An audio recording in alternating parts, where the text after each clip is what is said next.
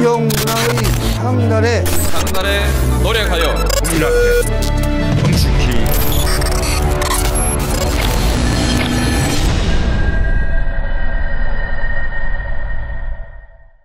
네, 반갑습니다. 안녕하세요. 야심차게 준비했지만 예, 추석 때 폭망한 장안의 화제는커녕 네, 불만이 가득한 최강욱 의원. 그리고 요즘에 이분이 장안의 화제야. 예. 우리 장인수 기자님 모시고 정치 비화 그땐 왜 제4탄 시작하도록 하겠습니다. 장인수 기자가 방송을 하시면 막 실시간 접속 15만 이런 걸 기본적으로 넘어가는데 우리 처음입니다, 저도. 그러니까 이걸 장인수 기자 혼자 하는 게 낫겠어. 우리 박지영이랑 빠지고 맞아. 우리 때문이야. 예, 정치 비화 무슨 아니 그나저나 추석 추석 지나고 지금 저희가 이제 녹화를 하고 있는데 네. 추석 때 우리가 1, 2, 3탄 내보내지 않았습니까? 예. 네네. 흥행에는 실패했다.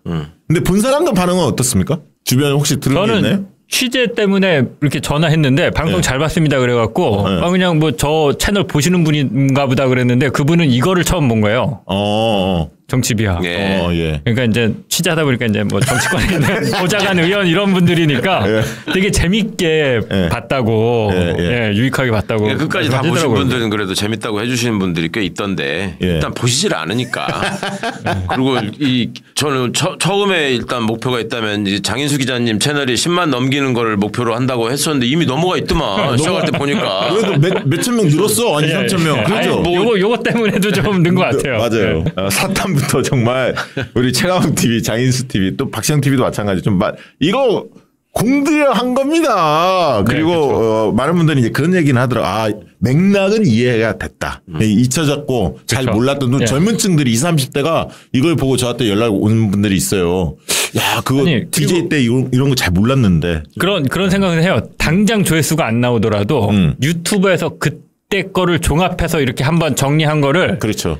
그러니까 1년, 2년 후에라도 현안 뉴스야 지금 보고 조회수 더 이상 안 나오겠지만 그렇죠. 그거 좀 이게 이제 기대해 한방 볼 만해요. 터지면 또 거슬러 올라와서 옛날 것도 보고. 그러니까 이건 내용 자체가 이제 베스트셀러 감이라기보다는 스테디셀러고 그렇죠. 이제 나중에 언젠가는 또 역주행을 하겠습니다만은 문제의 원인이 어디에 있는지는 찾아봐야 돼요. 하여튼 내용이 뭐 여러 가지 시비를 거시던데 무슨 정치 비화라고 해놓고 비화는 그냥 다 뉴스에 나오는 얘기더라. 뭐 비화 있었어. 시작해서 처음 들은 얘기도 있어. 그러니까 열심히 안 들으시고 박시영이 어디 가서 뭐 똥눈 얘기를 해야지 그게 비화가 되는 겁니까?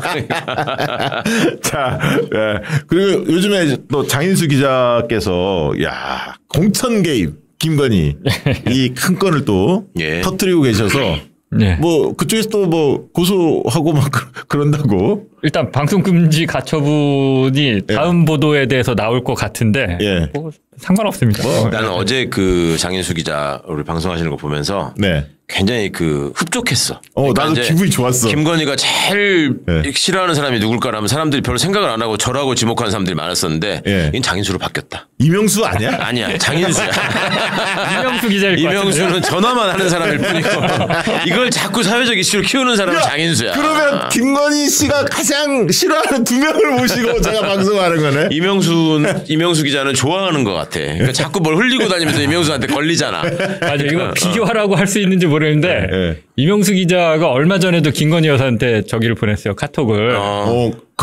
새벽에 산책? 새벽 산책 말고 그 전에 그냥 뭐 이렇게 한번 언젠가는 인사하고 좀 허심탄회하게 다시 얘기해보고 싶다. 아마 이런 취지에 그걸 보냈는데 김건희 여사 독특해. 답이 왔어요? 거기에 하트 표시 있잖아요. 이런 비화야. 이런 게 비화네, 이런 게. 그때 내가 아니고 이때 내다 이때 내. 야, 진짜 멘탈 갑이다. 그러니까 그러기 쉽지 않은데. 장인수 기자님도 한번 보내보시죠. 나도 윤한테 한번 보내봐야 되겠다. 뭐라고 체리따봉 한 개는 보내겠지. 그래서 저는 이번에도 김건희 여사한테 이제 체코에 있었잖아요. 질문지를 이렇게 쭉 만들어서 보냈는데 저는 늘 일십입니다. 읽고 씹어요 그냥.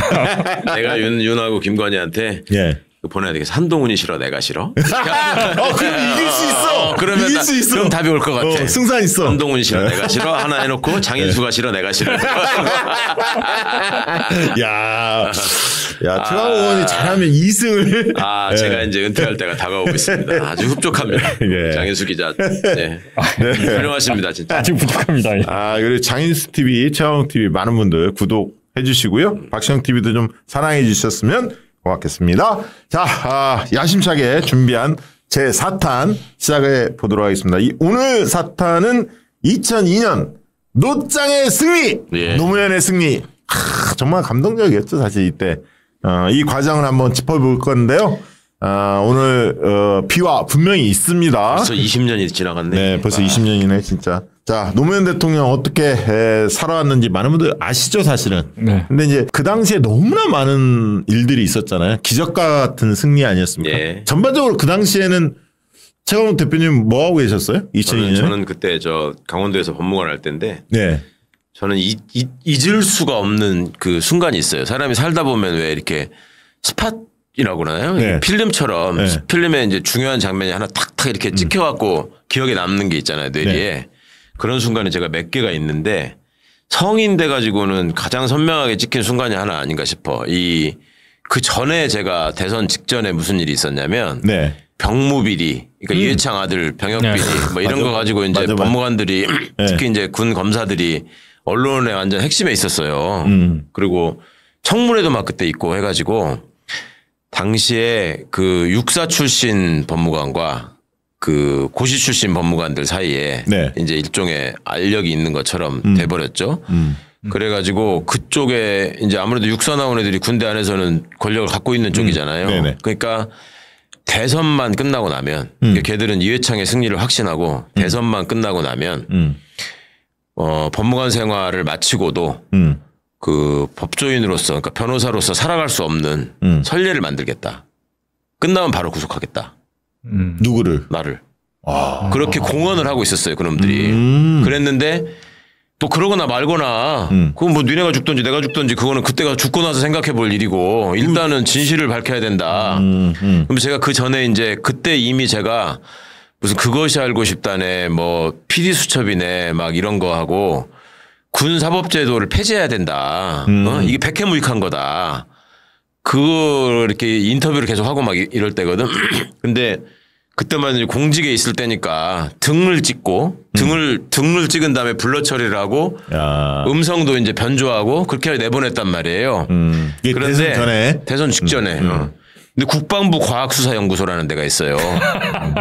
헌병 애들이 하는 걔네가 찾아내? 국방부 과학수사연구소에서 그걸 다 벗겨냈어. 와. 그러니까 음성을 왜 이렇게 조작하는 게 파형을 가지고 이렇게 바꿔가지고 음성 변조를 하잖아요. 그거를 다시 원음으로 이렇게 바꿔가지고 그거는 될 거예요 아마. 그래가지고 그거를 가지고 이제 누군지 확인했다라고 다 보도가 되고. 그러면 지금 다른 사건에서도 그렇게 음성 변조 처리해도 얼마든지 찾아낼 수 있다는 거 아닙니까? 그럼요. 예. 응변은 그래요. 그건 파형 조절만 하면 되니까.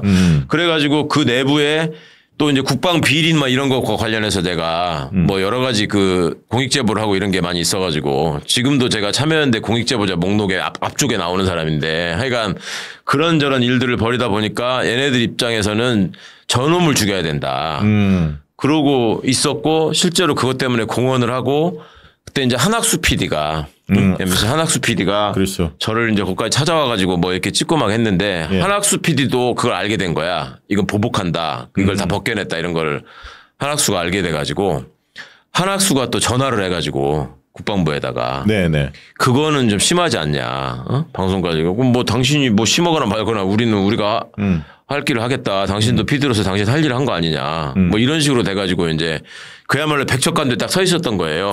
그런데 이제 제가 그때도 그 군인들하고 싸우다가 저 강원도 저기 산골에 쫓겨가 있을 때거든. 인제 원통을 관할하는 3군단이라는 데가 있습니다. 저 인제군 기린면 현리인데 내린천 래프팅 하나 가는데. 가봤어요. 내린천. 거기에 있을 때인데 개표 방송을 보는데 밤중에 처음에 이회창이 앞서갔었어. 그렇지. 그래서 그러다가 한 9시 반 10시 됐는데 10시 되니까 엎어졌죠. 그때는 이렇게 전체 득표수가 이렇게 계산되는 방식이 지금은 이제 디지털로 숫자로 나오지만 예전에 주유소에서 왜 숫자 돌아가면서 이렇게 넘어가는 거 있었잖아요. 주유소 숫자 넘어가는 거 그런 식으로 나왔었거든. 근데 내가 9시 한 48분인가 됐는데 이게 탁 가더니 노무현이 앞서가기 시작한 거야. 그때부터 이게 엎어져가지고.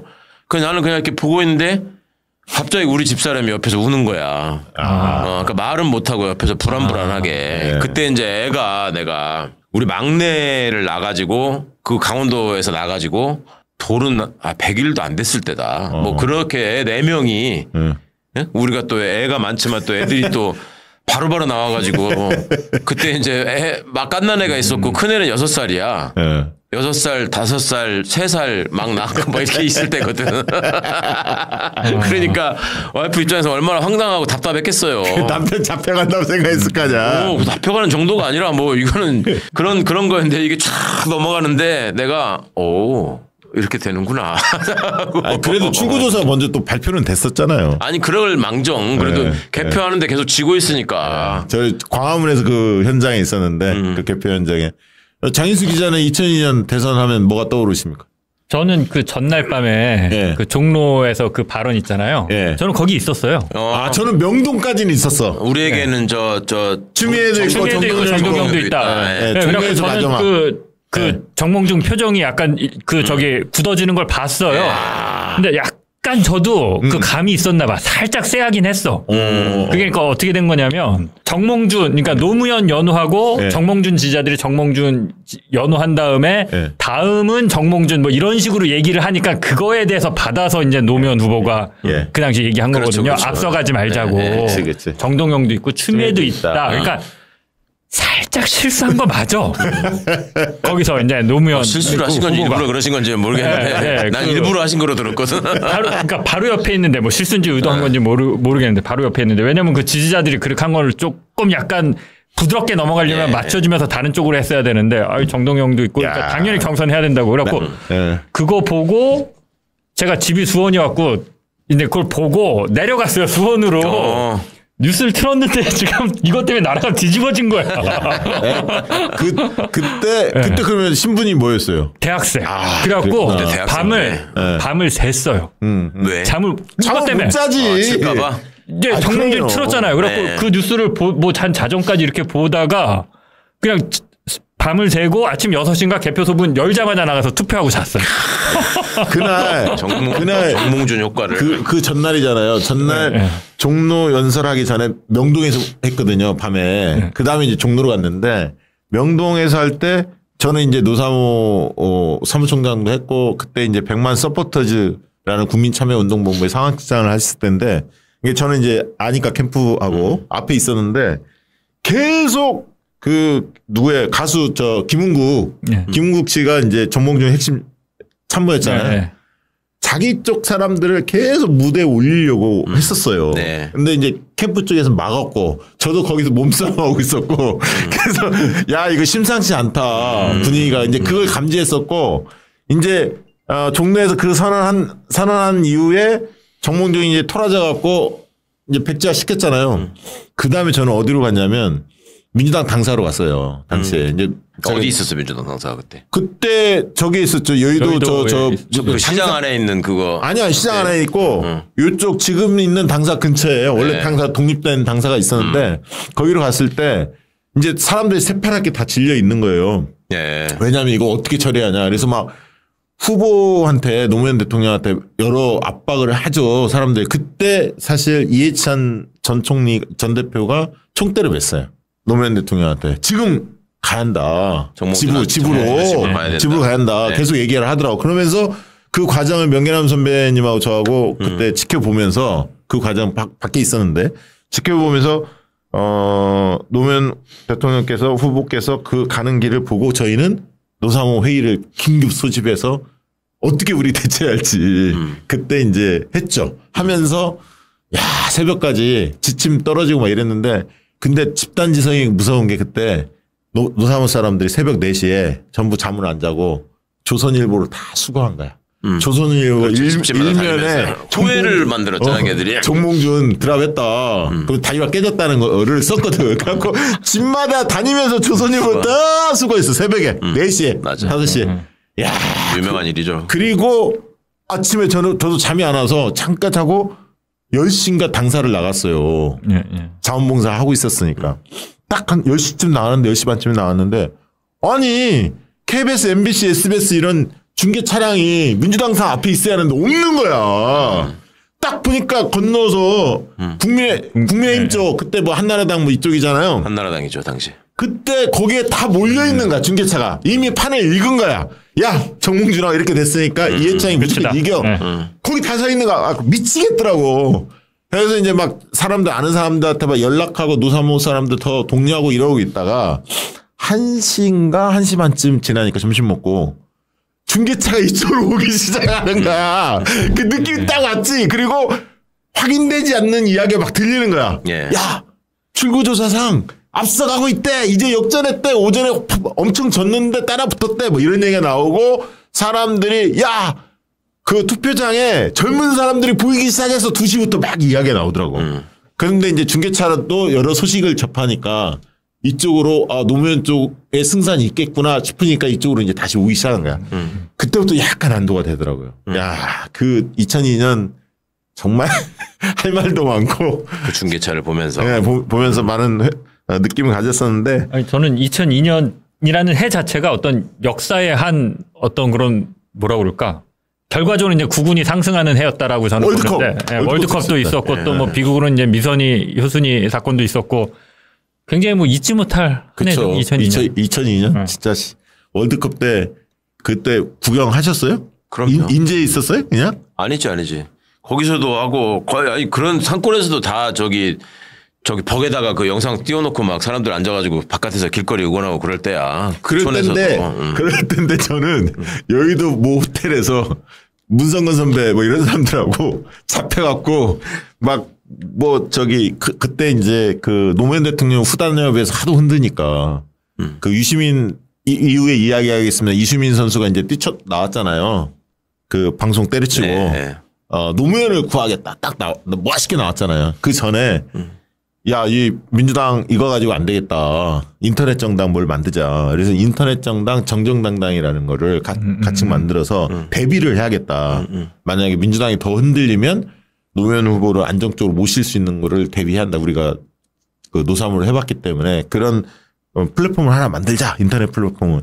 그래서 이제 그걸 준비하고 기획하는 일하고 축구를 제대로 보지도 못했고 방에서 뺏는 날 회의하고 아유 씨, 걱정 안 해도 되는데 뒤에 알고 보니까 유시민이 짠 나타나서 모든 걸 다 깔끔하게 해소시켰거든요. 문제를 다 풀어줬는데 아무튼 그런 기억이 납니다. 하나씩 좀 짚어보도록 하죠. 먼저 노무현 대통령이 참 승부사는 승부사야. 종로를 버리고 종로 어렵게 그 보궐선거에선가 국회의원 되셨잖아요. 예. 버리고 부산으로 가죠. 네. 가죠. 2000년 4월 달입니다. 그래서 북강서을에서 허태열에게 패배를 합니다. 당시에 이제 노무현 하면 유명했죠. 여러 가지로. 이것도 잠깐 말씀드려야 될 게 당시에 종로 보궐선거가 왜 있었는지 기억하세요? 저기 아니에요? 이명박? 그렇지. 이명박이가 그 김유찬이라는 사람이 저 돈 문제 폭로해가지고 그 이명박이 잘리고 맞아요. 미국으로 가고 그리고 이명박이 미국에 있으면서 거기서 이제 무슨 저 김경준도 만나고 홍준표도 만나고 뭐 그런 일이 그때 거기서 벌어지는 거고 요 자리를 이제 보궐선거로 저 노무현 대통령이 국회의원으로 당선이 되고 그 다음에 이제 부산에 또 다시 한번 내가 가겠다 이제 바보 노무현으로서 확실하게 저기 인지가 될 때 이때 이제 붙었던 허태열이 나중에 박근혜의 비서실장이 되고. 맞아요. 그죠? 그 정몽준 한참 저거 할 적에 앞에 우리 저기 뭐 그 현장에서 얘기했지만 그때 옆에 서 있었던 사람들이 김행, 김민석 이런 사람들이 그때 같은 편이었고 지금 보면은 참 완전히 막 있게 돼 있어. 그 당시 장인수 기자님은 노무현 당시 후보에 대한 기억이 어떤 게 나옵니까? 저는 그 청문회. 그때는 청문회. 굉장히 어렸을 때인데도 그때 50 청문회 스타가 2명이죠. 노무현하고 김민석. 또 그때 스타가 김민석은 아니었나? 그 다음이었나? 김광일. 그 다음이었나 보다. 아무튼 노무현 아무튼 그때 저는 어려워갖고 전두환이 훌륭한 대통령인 줄 알았는데 처음 이제 알게 된 거죠. 그 TV를 보면서 뭐 80년 광주도 이제 알게 되고 어린 나이에 그러면서 이제 제가 몰랐던 걸 알려준 사람에 대한 좀 그게 되게 근데 노무현이 이제 알려준 거야. 그 청문회에서. 청문회가 효과가 있었구나. 예, 어려웠어. 예, 그걸 보면 초등학교 다닐 때요, 그때가? 88년이면? 그렇죠. 그러면 그 부모님 6학년. 펴놓으신 거를 본 거잖아요, 그렇죠. 옆에서. 네. 부모님이 그러니까 의식이 있는 그러니까 거지. 아버지가 저랑 좀 비슷해서 저 아직도 기억나는 게 90년 3당 합당했을 때 네. 아버지가 재떨이를 TV에 집어 던졌어요. 야 보고. 네. 그리고 저는 모르죠. 그게 무슨 의미인지. 네. 아니 정치인들끼리 안 싸우고 손잡고 왜 잘 손잡고 좋은 나라 만들어 보겠다는데 뭐 다 그런 보도였잖아요. 그때 네. 분위기가. 전 어리니까 그렇게 생각했었는데 이제 아버지가 재떨이 집어 던졌던 게 기억이 나고 88년에는 그냥 TV가 맨날 이걸 낮에 하고 있으니까 그럼 볼 게 없잖아요. 야, 집에 대단하다. 비디오도 없고 그냥 대단하다. 보는 거지. 근데 뭘 국군이 무슨 뭐 광주에서 뭐 총을 쏴 뭐 저거 했어? 뭐 그다음에 김민석은 88년이 아닌가 보다. 뭐 기업인들이 또 뭐 돈 갖다 주고 네, 하는 맞았죠. 그 청문회 네. 해갖고 뭐 했었잖아요. 뭐 그럴 때 또 뭐 김민석이 막 기업인들 막 조지고 하는 거 보고 뭐 예. 그랬던 기억이 있죠. 그러니까 노무현 대통령이 뭐 청문회 스타 88년 이거 많이 알려진 거고 그 전에 이제 인권 변호사 활동을 했는데 저는 기억나는 장면이 한 3가지 장면인 것 같아요. 그 당시에 이거 87년에 시위 때 앉아갖고 연좌 시위 하잖아요. 막 그 체류탄 터지는 데서 도망가지 않고 딱 있는 모습. 그 다음에 50 청문회 때 명패 던지는 거 있잖아요. 네. 그거 기억하고 그다음 3당 합당할 때 있습니다. 막 있으면서 계속 외치고 다른 사람 말리고 그 장면이 뚜렷합니다. 사실. 그러니까 그때만 해도 이것도 일종의 비화가 됐을지 모르겠는데 80년대만 해도 우리나라가 좀 옛날이었던 것이 노무현 변호사잖아요. 당시에. 네. 판사 생활을 잠깐 한 부산의 변호사잖아.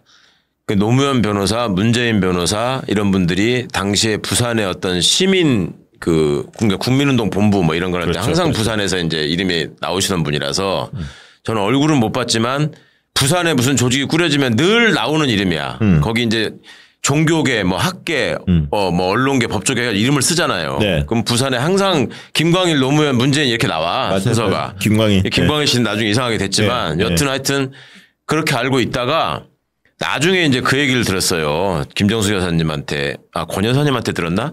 경찰들이 전화가 온다는 거야. 그 6월 항쟁 때나 이럴 때 한참 이제 집회 예정되고 막 이럴 때 이제 나가면은 저 영감님 좀 못 나가시게 해라. 저희가 거기 시위 현장에서 다치실까봐 따로 모시느라고 힘들다. 그러니까 그때만 해도 변호사가 몇 명 안 되고 사회적으로 대단한 사람인 것처럼 취급받을 때라서 따로 이렇게 함부로 건들지를 못했던 거야. 변호사라 그러면. 그리고 변호사라는 사람들이 그러니까 5월 광주에서도 왜 그 중재하는 역할을 홍남순 변호사나 이런 분들이 하시지 않습니까? 네네. 그러니까 그런 게 있었는데 노무현 변호사가 다른 변호사와는 달리 앞에 서가지고 그 자기를 함부로 못 건드리라는 거를 알고 이거를 내 일신을 보존하기 위해서 이용한 게 아니라 다른 사람들 시민들을 보호하려고. 지키기 위해서 딱 길거리 나가서 한가운데 쓴 거지. 네. 이게 이제 남다른 점이신 거죠. 그 노동운동 으로 또 투옥도 되잖아요. 그렇죠. 재변하려고 예, 대우조선인가요? 그랬죠. 이석규 열사 예, 저기 때 아이고. 거제도까지 가가지고 그리고 이제 발언했다고. 노무현 대통령이 그래서 90년에 3당 합당 이제 그 거부를 하고 나홀로 씁니다. 그래서 이제 92년 총선에 패배하고 또 95년 부산시장 선거에서도 패배하고 그렇죠. 그 다음에 이제 그 종로 선거도 한번 나갔었는데 96년에 패배도 합니다. 그러다가 97년 이제 DJ 캠프에 합류를 해요. 당이 합쳐지면서 찬조연설 지난번에 우리가 한번 이야기를 했었죠. DJ 찬조연설을 하고 98년 종로 보궐선거에서 당선이 되십니다. 예. 그러면서 이제 총선에서 2000년 4월달에 패배하시고 김대중 대통령께서 해수부 장관을 예. 시키죠. 근데 이때 총선 때 한나라당이 133석, 새천년 민주당이 115석으로 한나라당이 우세를 차지하는데요. 이때 이제 여론조사에서도 꽤 노무현 대통령이 선전했었어요. 그래서 많은 사람들이 기대했어. 종로를 배지를 달았음에도 불구하고 떼고 다시 부산으로 갔기 때문에 그 마음이 있잖아요. 그리고 그렇죠. 다시 우리가 집권하기 위해서는 DJ 이후에 집권하기 위해서는 영남에서 뭔가 교두부가 필요하고 지지세를 넓혀야 한다. 그 대의를 가지고 노무현이 도전한다. 그래서 엄청나게 많은 사람들이 기대를 했었는데 지신 거예요. 그러다 보니까 그날 새벽에 노사모가 결성이 됩니다. 그러니까 이제 그때 노하우가 있었는데 막 이러면서 사람들이 그 안타까운 마음을 서로 다 거기에 막 글을 남기면서 그렇죠. 바보 노무현이 네. 이제 그때 국민들 마음에 막 각인이 된 거고 네. 저는 이때 기억이 그 노무현 변호사라는 분을 제가 법조인의 한 사람으로서 마음속으로 되게 좀 흠모했다고 해야 될까? 뭐 그렇게 마음속에만 두고 이제 사진으로만 보다가 해수부 장관이 되시고 2000년에 이제 그 왔을 때 네. 제가 그때 국회 담당 법무관이었거든. 그래서 국회에서 내가 실물로 노무현 장관을 처음 본 거야. 그 국회 복도에서 예. 다른 의원하고 뭐 이렇게 얘기를 하고 계시는데 아 내가 생각했던 것보다 키가 작으시구나. 작아요. 실제로 보면 60 한 7? 키가 작으시고 네, 그 정도. 얼굴이 또 큰 편이고 근데 친근하지. 그럼 딱 보면은 네. 소위 고관대작 같은 느낌이 전혀 없어. 약간 어깨도 조금 굽으시고 약간 그렇게 다니시고. 그래가지고 되게 인상적이었고 반면에 이제 그때 김진표 씨는 재무부 세제실장이었어요. 네, 옛날에 재경부 네. 세제실장이어가지고 네. 그때 이제 뭐 나와서 법사에서 답변하고 이런 거 보면은 전형적인 그 관료의 모습. 팔대이 가르마 딱 하고 포마드 발라가지고 이제 그래서 사람의 느낌이 그때 딱 봤던 노무현의 모습과 김진표의 모습 이게 변하지 않더라고. 아니 저는 개인적으로 노무현과 최강욱 많이 닮았다고 생각을 해요. 어깨를 닮아. 그러니까 이제 물론 최강욱처럼 그렇게 욕을 세게 하지는 않았어요. 노무현 대통령이 몇 가지 차이는 있습니다만 그래도 기질상 여러 가지 장점이 닮은 게 참 많다고 생각되는데 개인적으로 노무현 대통령에 대해서는 어떻게 평가하십니까? 아니, 그러니까 정치인 노무현에 대해서 어떻게 평가하십니까? 저는 사실 그 20살 됐을 때 네. 대학 갈 때 꿈이 3개가 있었어요. 네. 그때 얘기하면 다 웃는데 네. 한국인 출신 메이저리그 10승 투수를 보는 거.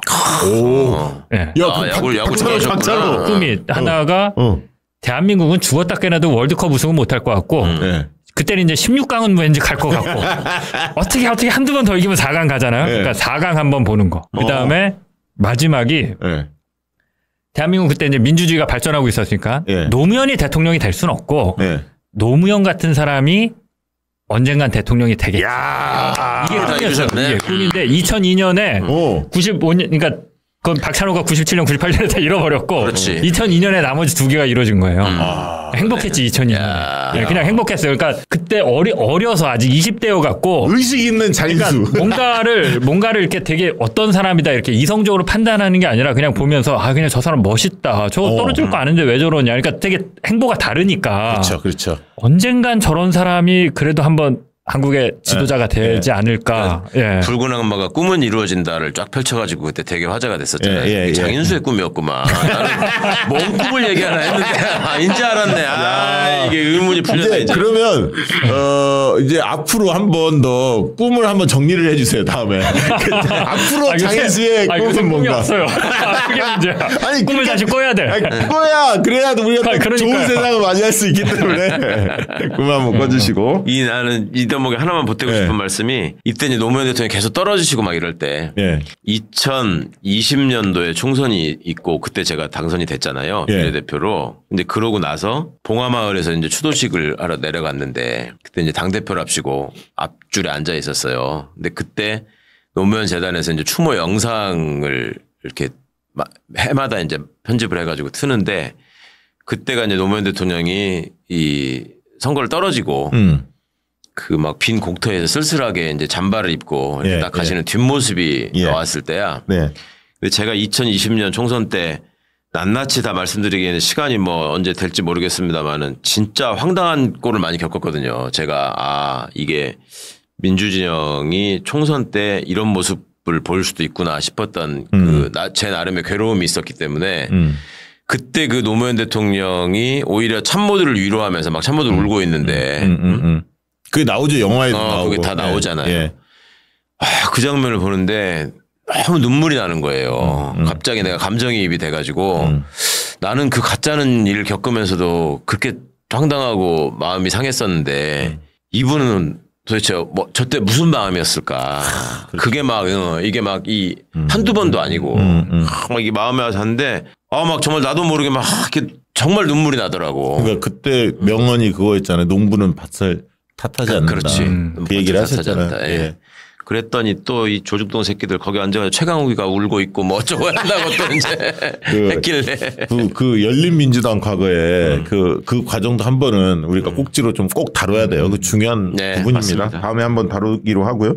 왜 노무현 대통령의 승리가 극적이었냐면 그 당시에 이해창이 아주 잘 나갔어요. 네. 재수한 입장이잖아요. 97년 그럼요. 대선 때 한번 나왔고 재수를 했는데 우리 측의 민주당의 유력 후보가 이인재였거든요. 그렇죠. 근데 이제 괴로웠던 건 뭐냐면 이인재가 97년에 효자 노릇 한 거 우리 봤잖아요. 국민신당 만들어서 어쨌든 그게 이제 DJ 당선에 뭐 간접적으로 큰 도움 준 건 분명합니다. 그런데 이인재로서는 도저히 이해창을 이길 수 없다는 여론조사가 계속 나와요. 그러니까 이거 그러면 이인재는 우리도 안 좋아해. 그러니까 이인재가 계속 유력 후보였어 또. 유력 당시 후보였어. 민주당의 1번 후보였어 왜냐하면 이인재가. 동교동 이런 쪽의 식구들이 다 이인재로 붙었거든요. 예. 그러니까 다른 사람으로 이인재를 대체할 만한 사람이 잘 안 보였거든. 그런 고민 속에서 민주당이 대선 과정을 들어가는데 그 당시에 지금 이제 자료로 띄워드립니다만 2000년 연말에 한겨레 21이 여론조사를 발표했는데 이제 거론되는 후보 중에 대통령이 될 가능성이 가장 높은 사람은 누구냐 뭐 이런 조사를 한 것도 있지만 이해창 대세론이 힘을 받았고 그 다음에 이제 이인재였어요. 근데 이해창과 이인재를 붙으면 항상 이해창이 꽤 큰 차이로 격차로 이기는 조사가 많이 발표가 됐습니다. 이런 고민 속에서 민주당이 이 국면을 돌파하기 위해서 흔히 말하는 대선 경선 방식을 어떻게 가져갈 건지를 고민했어. 예. 그때 처음으로 도입된 게 국민 경선제 방식이고 여기에 이제 김민석 의원이 아이디어를 냈죠. 예. 그리고 정창교 선배 지금은 이제 작고하셨지만 정창교 선배가 신문을 했고 참, 진짜 훌륭한 고생 많이 분인데 하시고. 그때 이제 왜냐하면 이게 중요했던 게 그때 보통 이제 대의원 선거로 거의 이루어졌었는데 이 당시에 처음으로 일반 공모를 통한 국민선거인단을 뽑아요. 예. 그게 50% 반영되는 비중입니다. 그리고 전국대의원 20% 그리고 민주당 당원 30%인데 이 국민선거인단 50%가 생기니까 희망이 보인 거야. 예. 야, 저기서 먹으면 대의원에서 열악하지만 노무현 후보를 우리가 만들 수 있겠다. 이 확신이 든 겁니다. 예. 그런데 이게 진짜 초대박을 일으킨 게 과거에는 한 방에 선거를 치렀는데 이때 국민경선제는 지금 하는 방식대로 지역별로 주말 드라마를 쓴 거예요. 토요일 날 일요일 날 한 곳씩 제주, 울산, 광주 이런 식으로 순서대로 그렇게 갔습니다. 정말 재밌었죠. 정말 재밌었죠. 그래서 3만 5천 명을 추첨해서 일반 공모 선거인단으로 선정했는데 거기에 모집 응한 분들이 무려 190만 명. 야, 이때 뭐 저도 한 1000명 가까이 넣었던 것 같은데 뭐 몇천 명 넣은 사람도 있고요. 정말 다양한 사람들이 있어요. 100명, 200명 막 이렇게 모아서 넣었는데 한마디로 민주당의 희망이 보였던 그게 바로 국민 경선제였고 이 경선제도 방식 때문에 사실 노무현 대통령이 싸워볼 수 있는 토대가 확보된 거죠. 왜냐하면 대의원 선거를 했으면 이인재가 무조건 먹는 선거였어요. 이때 이제 다 그 경선 과정의 연설 하나하나가 다 정말 지금도 맞아요. 지금도 회자되는 명장면들이 있죠. 맞아요. 그렇다면 내가 아내를 버리란 말입니다. 그때도 이때 나온 것이고 인천 경선에서 나왔고요. 조선일보는 민주당 경선에 손을 떼라. 조선 통하는 손을 떼라. 이것도 인천 경선에서. 좋았습니다. 그리고 울산 경선 끝내줬고요. 이제 그러면서 노사모도 이 국민경선제가 도입되니까 여기에 대해서 어떻게 할 거냐 이거 사람들 잘 모르는데 노사모 안에서 두 세력이 팽팽히 왔습니다. 이거 난상 토론했어요 밤새. 왜냐면 한쪽은 국민경선을 우리가 그러면 띄워드려야 한다라는 주장과 야 우리는 그냥 순수하게 노무현 대통령 좋아하는 모임이지 이 굳이 우리가 뭐 경선에 대해서 우리가 적극적으로 뛰어들 필요가 뭐 있냐 노무현의 가치 뭐 이런 것만 홍보하면 되지. 두 파가 나뉘어갖고 우리 노사모가 원래 그랬어요. 치열하게 진짜 남들은 상상도 못할 거야. 치열하게 논쟁을 해서 국민 경선제를 띄우는 쪽이 다수 의견이어서 결국 띄우게 됐고 그 당시 이제 명예남 선배가 노사모 회장이었고 지금 이제 유명해진 분들이죠. 김진양 그 당시 아이디 진솔이라는 아이디 있었던 이 김진양 교수 대북 문제 전문가죠. 개성공단. 개성공단. 여기가 이제 상임 그 국민경선 대책 위원장을 했고 공동위원장으로 저하고 미끼루크로 알려진 이상호 이렇게 이제 셋이 이때 하게 됐죠.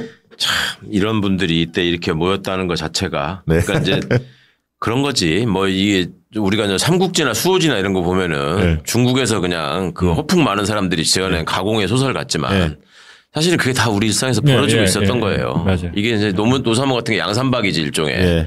세상에 막 이상한 사람들이 모여가지고. 이상한 모인 거야. 근데 제가 하나만 더 얘기 드리면 노사모가 주목받았던 시기가 하나 있어요. 그 행사를 잊을 수가 없는데 2001년 그러니까 11월 달에 했던 무주 전진대회가 있었어요. 그러니까 노무현 캠프에서 대의원들한테 워낙 약하니까 기반이 없으니까 대의원들을 초청한 거야. 2박 3일로 무주에서 행사를 했어요. 근데 그 무주 리조트 가보시면 알겠지만 바람이 엄청 불거든. 11월 달이면 그렇죠. 겨울 날씨에요. 거기는 그렇죠. 산이라 그거를 2박 3일 동안 노사모들이 거기서 자원봉사를 합니다. 뭐 이렇게 혹시 사고 날까봐 안전요원으로 투입이 되는 거예요. 근데 그때 그 대의원들은 노사모 하면 어린 친구들로만 생각한 거야. 근데 노사모 와보니까 거기 하는 사람들이 뭐 20, 30대도 있지만 40대, 50대도 있고 막 60대도 있고 다양한 사람들이 있는 거야. 그리고 이 사람들이 정말 성심성의껏 정말 돈 한 푼 받지 않고 자기 돈 내서 와서 그렇죠. 노무현을 위해서 이렇게 이야기를 붙여요. 뭐 직업이 뭐냐, 왜 노무현을 돕게 됐냐, 노사모는 어떤 조직에 물어요. 궁금하니까. 근데 그런 걸 응대하는 걸 이렇게 보면 유심히 봅니다. 대의원들이. 아, 이 친구들 믿을 수 있는 사람들이구나. 이런 느낌을 받았어요. 그래서 그때 대의원들 사이에서 노무현이 뜰 수도 있겠구나 어느 정도 이런 이야기가 돌긴 해서 지지까지는 않았지만 걱정됐던 게 해소가 됐어요. 근데 그때 제가 잊지 못할 장면이 있습니다. 그 현장을 찾아온 유력 정치인이 한 명 있었어. 누구였냐? 김근태. 김근태 그 캠프에서도 무주에서 조금 떨어진 곳에서 같은 무주인데 동일한 행사를 한 거야. 대의원들 모아놓고 뭐 해요. 근데 노무현 쪽으로 싹 쏠린 거야. 대의원들이. 깜짝 놀라서 김근태 선배가 내려옵니다. 네. 그래서 그때 무주 행사장에서 노무현 후보하고 인사를 해요. 그 장면을 잊을 수가 없어. 그래서 김근태 선배님 입장에서는 흐름이 노무현 쪽으로 넘어가는구나. 그거를 약간 느꼈을 거예요. 비교가 좀 됐기 때문에 대의원들 그거 잊을 수가 없고요. 그러면서 이제 그 국민경선에 들어갔는데 흥미로운 거는 이제 첫 번째 케이스가 제주에서 발표를 했는데 이때 많은 사람들이 1위는 당연히 이인재가 할 거다. 그렇죠. 그렇게 생각했지. 했지. 그런데 막상 뚜껑을 까니까 하나가 1등을 한 거야. 제주에서. 제주에서 하나가. 그 자체가 토요일 날이었는데 이변이었어요. 왜냐하면 하나가 1등, 이인재 2등, 노무현 3등 이렇게 발표가 된 거예요. 근데 우리는 이인재 대세론을 꺾는 게 핵심이었거든. 노사모, 노무현 입장에서는. 근데 그게 제주 첫 바다에서 깨진 거예요. 하나가 좋다. 근데 그 다음에 일요일 날 기억나네요. 울산으로 왔는데 거기서 당연히 노무현 대통령이 1위를 한 거야. 근데 제주, 울산 합쳐 보니까 노무현 1위네? 그러니까 이제 대서특필이 된 거예요. 이인재 대세론이 꺼졌어요. 초반에. 예. 그래서 노무현이 돌풍 1위가 됐는데 관건은 그 다음에 광주야. 광주가 어떻게 되느냐가 광주가 숫자가 제일 많기 때문에 광주가 어떻게 되느냐에 따라서 호남의 기반이 세잖아요. 민주당은. 그러니까 수도권에 영향도 주잖아요. 그러니까 광주에 모든 시선이 몰려 있었고 그런데 그때 중요한 조사가 하나 발표가 됩니다. 뭐냐면 문화일보하고 SBS가 같이 TNS에 의뢰해서 여론조사를 발표를 하는데 가상대결 이해창 붙이는 거. 이해창과 노무현, 이해창과 이인재 이렇게 가상대결을 붙인 거야.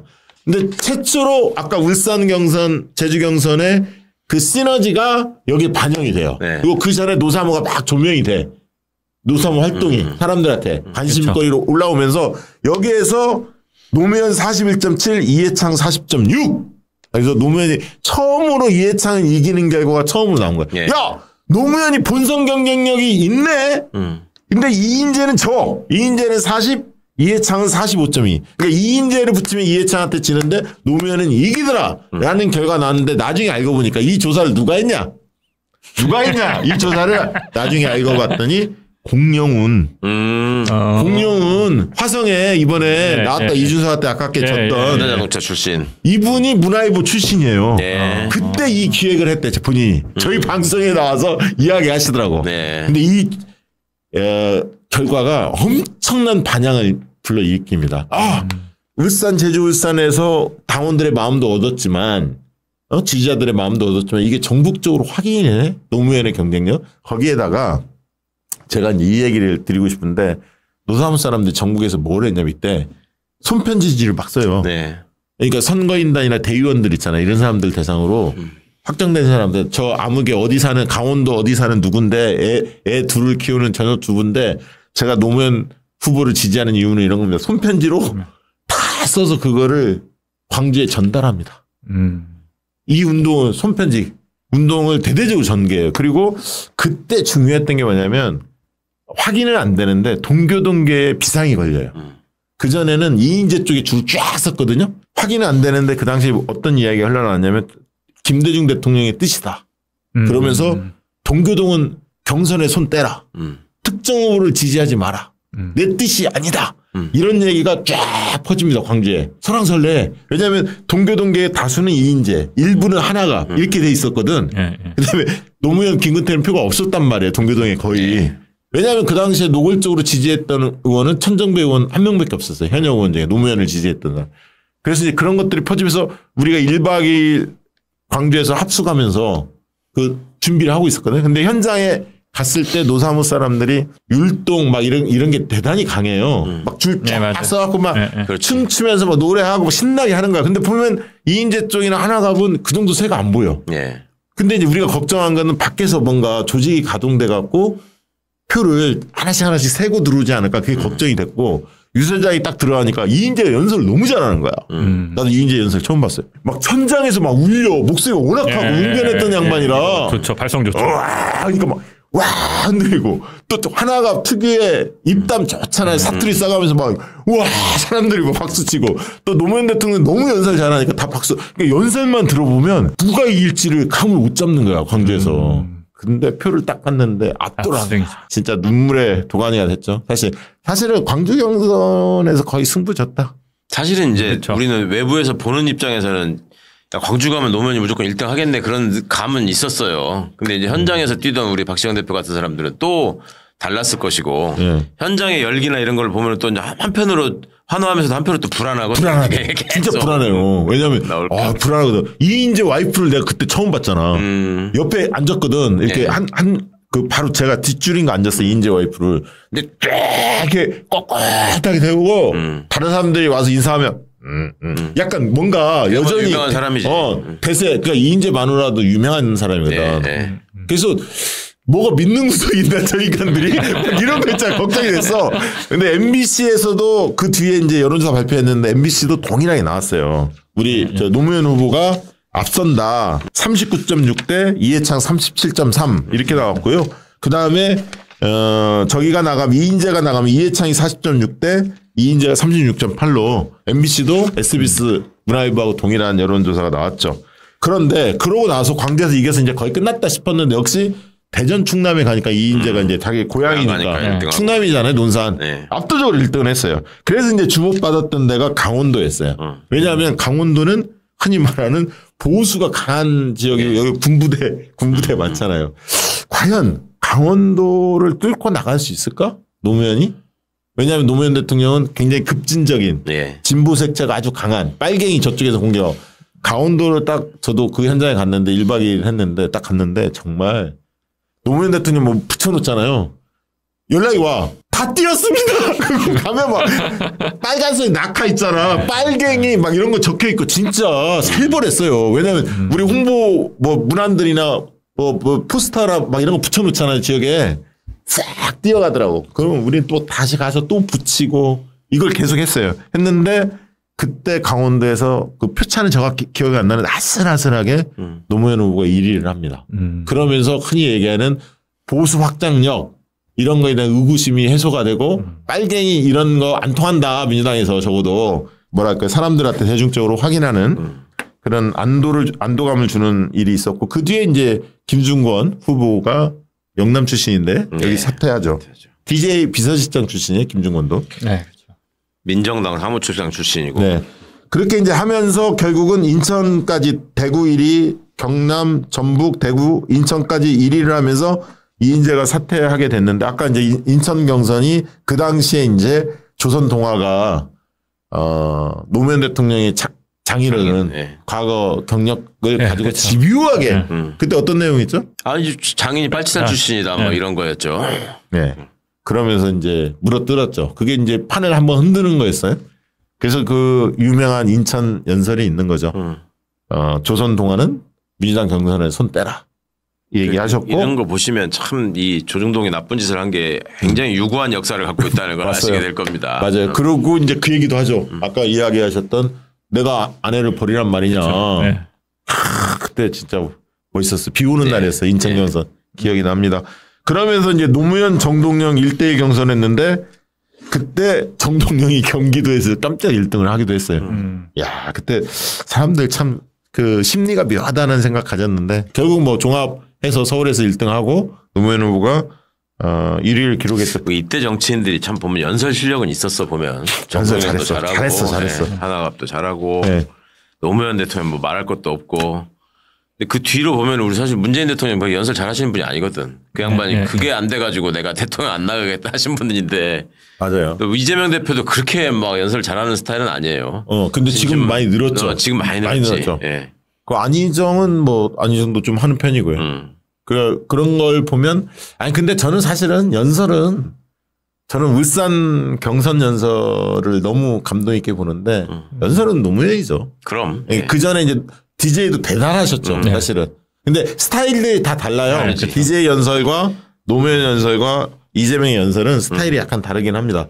근데 사람을 막 후벼 파고 와, 이 가슴을 심장을 벌렁벌렁 만드는 그거는 노무현 연설 같아요. 저는 저 개인적 취향인 취향 탓인데 사람은 참 대단합니다. 이렇게 해서 4월 달에 이제 그 민주당 그 대선 후보로 노무현 후보가 이제 확정이 됐는데 여기서부터 이제 일들이 벌어집니다. YS. 참 사람 일이랑 몰라. 예. YS를 찾아갖고 그 시계 자랑을 한 거예요. 자랑한 것보다는 나 의리 있습니다. 이거 보여주려 한 거야. 순수하게 이 양반은. 저 13년 전에 YS에 정치 입문할 때 받았던 거를 그때 아직도 차고 있다. 이렇게 이야기를 하신 거예요. 이때 최강욱 의원님 머릿속에 뭐가 들어왔습니까? 약간 싸하지 않던가요? 그렇죠. 저게 이제 아니 왜 저래 이런 거였지. 그냥 저때 이제 YS는 우리 같은 사람들한테는 배신의 배신자지. 네. 민자당 그거잖아요. 3당 합당 해갖고 배신을. YS 때문에 노무현 대통령이 얼마나 고생을 했어요. 그러면 잊혀줄 수 없는 게 김영삼이 노무현 변호사를 영입해가지고 지역구를 이제 태클하고 하면서 자기가 됐던 서구를 가라. 여기가 장선대가 용이하다. 근데 아니 나는 전두환이 똘마니 하고 붙겠다. 동구에 가서 허삼수하고 붙는단 말입니다. 그래서 이겼을 때 저는 그때 야 정말 너무너무 좋았었거든 그때. 그 총선에서 노무현 후보가 이겼을 때. 근데 그러고 나서 3당 합당이 있고 그다음에 민자당 대표로서 김영삼이 똑같은 지역에서 허삼수 노무현이 다시 붙었는데 허삼수 손을 잡고 선거운동을 한 거야. 그래가지고 허삼수가 또 됩니다. 그때 제가 느꼈던 부산 시민에 대한 노무현을 당선시킨 부산 시민에 대한 그 어떤 존경이 있었다가 허삼수가 또 되는 걸 보고 이건 씨. 그때도 제가 부산 가서 뭐 할 때마다 그 얘기를 한 번씩 하는데. 군발이잖아요. 허삼수 유명하잖아. 쓰리호 진짜. 아유. 그랬죠. 그런데 그때 만약에 장인수 기자가 그때 기자였으면 저 장면을 보고 뭐라고 썼을까? 저는 이때 현장이 없어서 모르겠지만 기자들이 그게 있어요. 그림을 현장에서 만든다는 표현을 쓰는데 그렇다고 없는 걸 위조하는 건 아니고 예를 들어서 악수를 했어. 근데 누가 그 순간 뭐 찡그렸거나 뭐 좀 뭐 손이 각도가 안 좋아. 그럼 카메라 기자들이 다시 하라고 그래요. 다시 하라고 그래. 그러니까 이때 그랬을 것 같아. 카메라 기자들이 그림 만들라고 좀 이렇게 했을 것 같아. 그 각도 잘 나오게 하려고 예 됐습니다. 지금 이렇게 뭐 이런 거 하거든요. 이때까지만 해도 방송 3사 카메라 기자들이 셌어요. 근데 뭐 시계 얘기를 했으니까 그렇게 이야기를 했을 거 아니에요. 그러니까 없는 거를 시계를 자랑하세요라고 시키진 않는데 자랑할 때 그게 잘 보이기 위해서 이런 것들을 해요. 카메라 기자들이 현장에서. 일단 현장에서 좀 그러지 않았을까 싶은 생각이 들고 그러니까 이런 거죠. 민주당이나 개혁 진보 세력의 사람은 다 잘하다가 한번 삐끗하면 한번 삐끗한 거 갖고 언론이 끝까지 물고 늘어져요. 그렇죠. 맞습니다. 맞습니다. 보수 진영은 계속 삐끗하다가 한번 잘하면 한번 잘한 걸 갖고 계속 물고 늘어져요. 이때부터 시작이에요. 이때부터 제가 봤을 때 언론들이. 이게 이제 4월 30일 날 그러니까 국민경선 되자마자 그 다음 날인가 다다음 날인가 며칠 상간에 이 일이 이제 벌어진 거고요. 그래서 이제 언론이 융단 폭격을 하죠. 그리고 지지자들도 야 이건 뭐야. 약간 이제 방어하기 어려운. 왜냐하면 새로운 정치를 기대했는데 노무현 대통령. 그러니까 노무현 특유의 그 원칙주의자의 모습, 예. 선명성 이런 게 이제 어떤 브랜드 가치였는데. 그렇죠. 배신자한테 가서 고개를 숙여 뭐 이렇게 된 거죠. 약간 이제 뭔가 옛날 구태 정치인의 네, 모습을 그렇죠. 보는 것 같은. 그리고 실망감이 있었던 그런 상황에서 5, 6월 달에 김홍업, 김홍걸 예. 흔히 말하는 DJ의 차남과 삼남의 비리 사건들이 터집니다. 예. 그러면서 결국은 이때 DJ가 새천년 민주당을 탈당하죠. 대국민 사과라고. 그래서 코너에 몰려요, 여권이. 예. 여권이 코너에 몰리고 그때 이제 월드컵이 벌어지고 월드컵 하면서 정몽준이 막 뜨기 시작하고 네, 그렇죠. 그러다가 8월 달에 재보궐선거를 치르는데 11대 2로 한나라당이 압승을 합니다. 새천년 민주당 2석, 한나라당 11석. 이때 이제 그때 이긴 게 민주당이 김상현, 강봉균 두 명이고요. 서울에서 박진희 되고 이우재 기억나시죠? 금천. 예. 예. 이우재 선생도 민중당 이때 출신 민중당. 그다음에 권영세가 그때 여의도 영등포 을에서 되고요.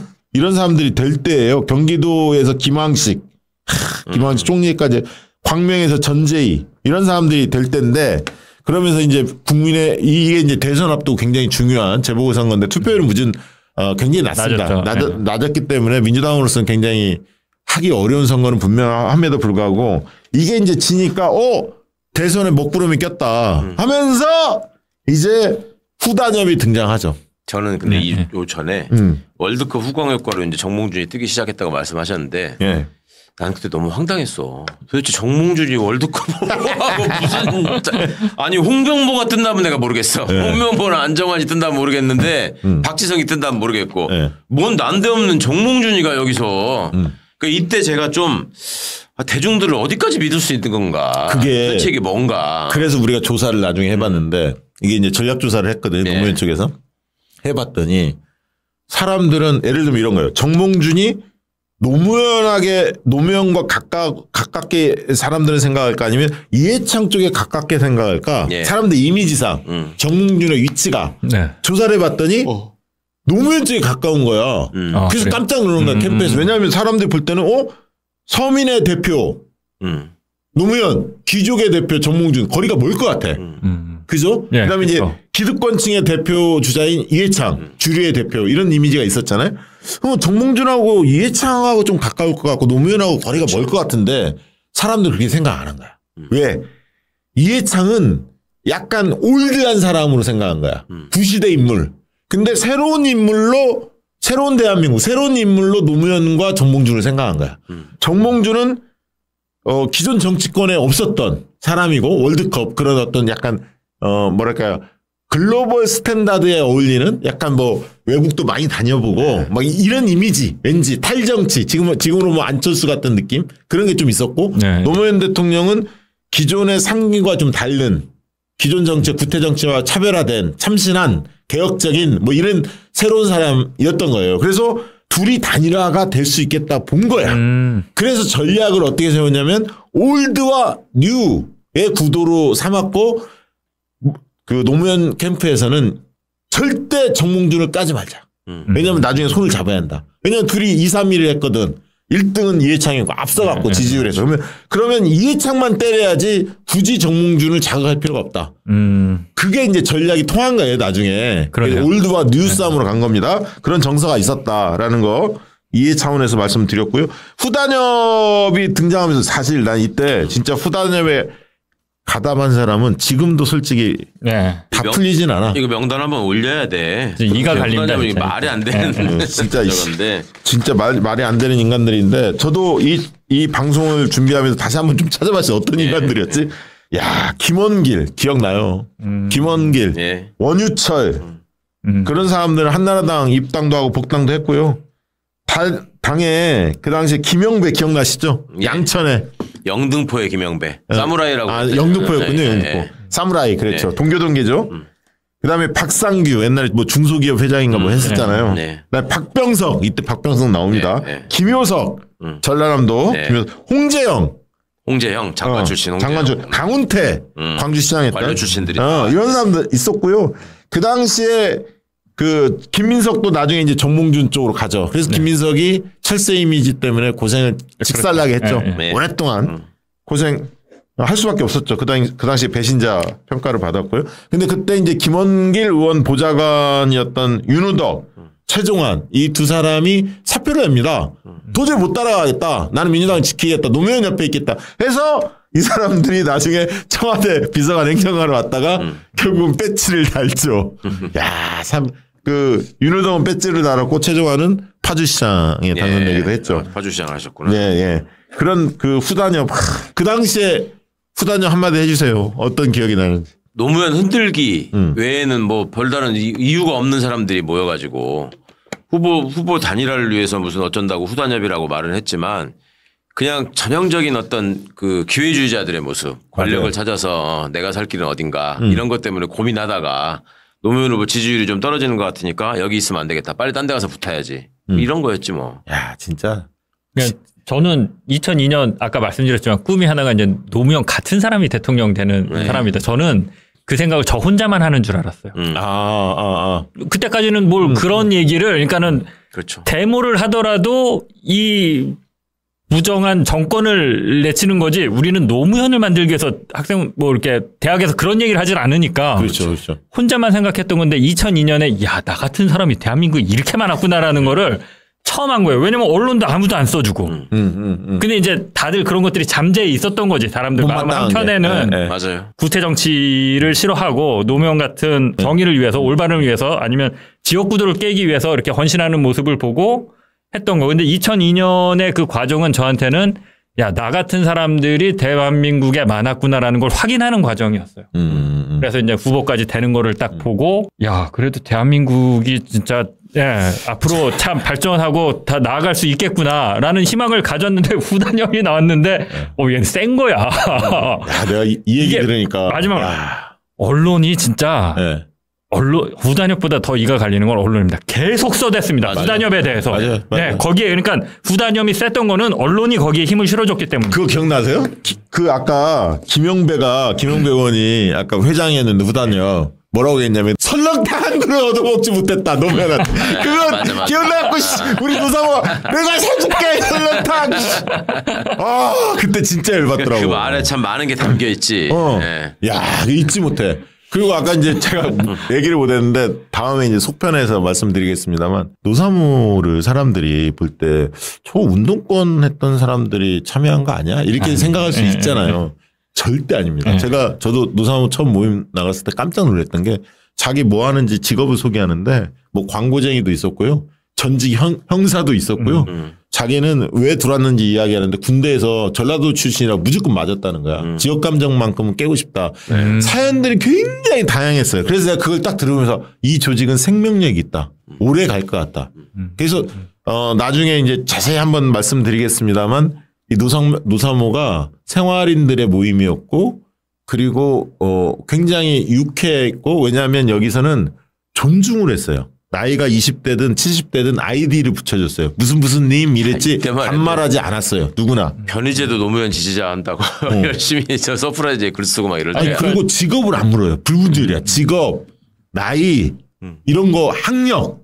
노무현 대통령 특히 고졸이었잖아요. 상고 나오셨잖아요. 그러니까 이런 불문율이 있었어요. 다 닉네임으로. 닉네임이 통일했어요. 뭐. 그런데 다른 데 가보면 너 몇 학번이야? 너 서울대 나왔어 안 나왔어? 이런 게 기본이었잖아요. 정치권 풍토가. 그렇죠. 완전히 달랐죠. 그러니까 그때 시점으로 보면 노사모가 굉장히 혁신적이었던 게 그때까지만 하더라도 진짜 저 어렸을 때 보면 어머니가 선거판 벌어지면 나갔다 오면 뭘 하나 받아왔던 시절이에요. 80년대 90년대 초중반까지 그 기억이 있는데 노사모라는 거는 어떤 뭐 동원되고 뭔가 뿌리고 뭔가를 위해서 뭐 한 자리 하기 위해서 모여 있고 이런 게 아니라 그렇죠. 그야말로 자발적이고 자기 돈 내고 깨끗하고 차별화 기존까지 어떤 정치인의 지지 세력이나 이렇게 모여 있는 사람들과는 확연히 구분되고 진짜 내 돈 써가면서 예, 순수한 마음으로 그게 다양한 사람들이 모여서 예. 학생운동 출신의 모임하고는 많이 달랐는데 그렇죠. 그건 예. 한번 속편에서 저희가 말씀드리겠습니다만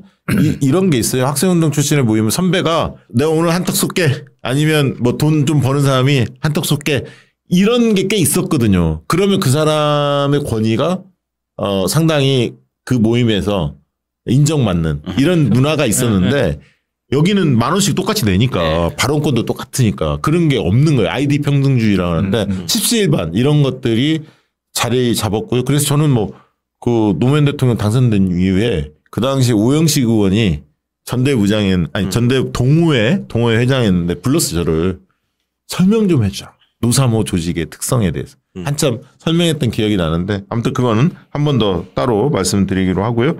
김대엽 이때 중요한 게 7월 달에 김대엽이 등장합니다. 그래서 이해창 후보 아들 병역비리 의혹을 다시 한번 제기를 하는데요. 김대엽 씨는 어떤 사람입니까? 이게 평가가 너무 다르더라고요. 그렇죠. 평가가 다를 수밖에 없는 캐릭터고 이제 지금은 완전히 나락으로 간 사람이죠. 네.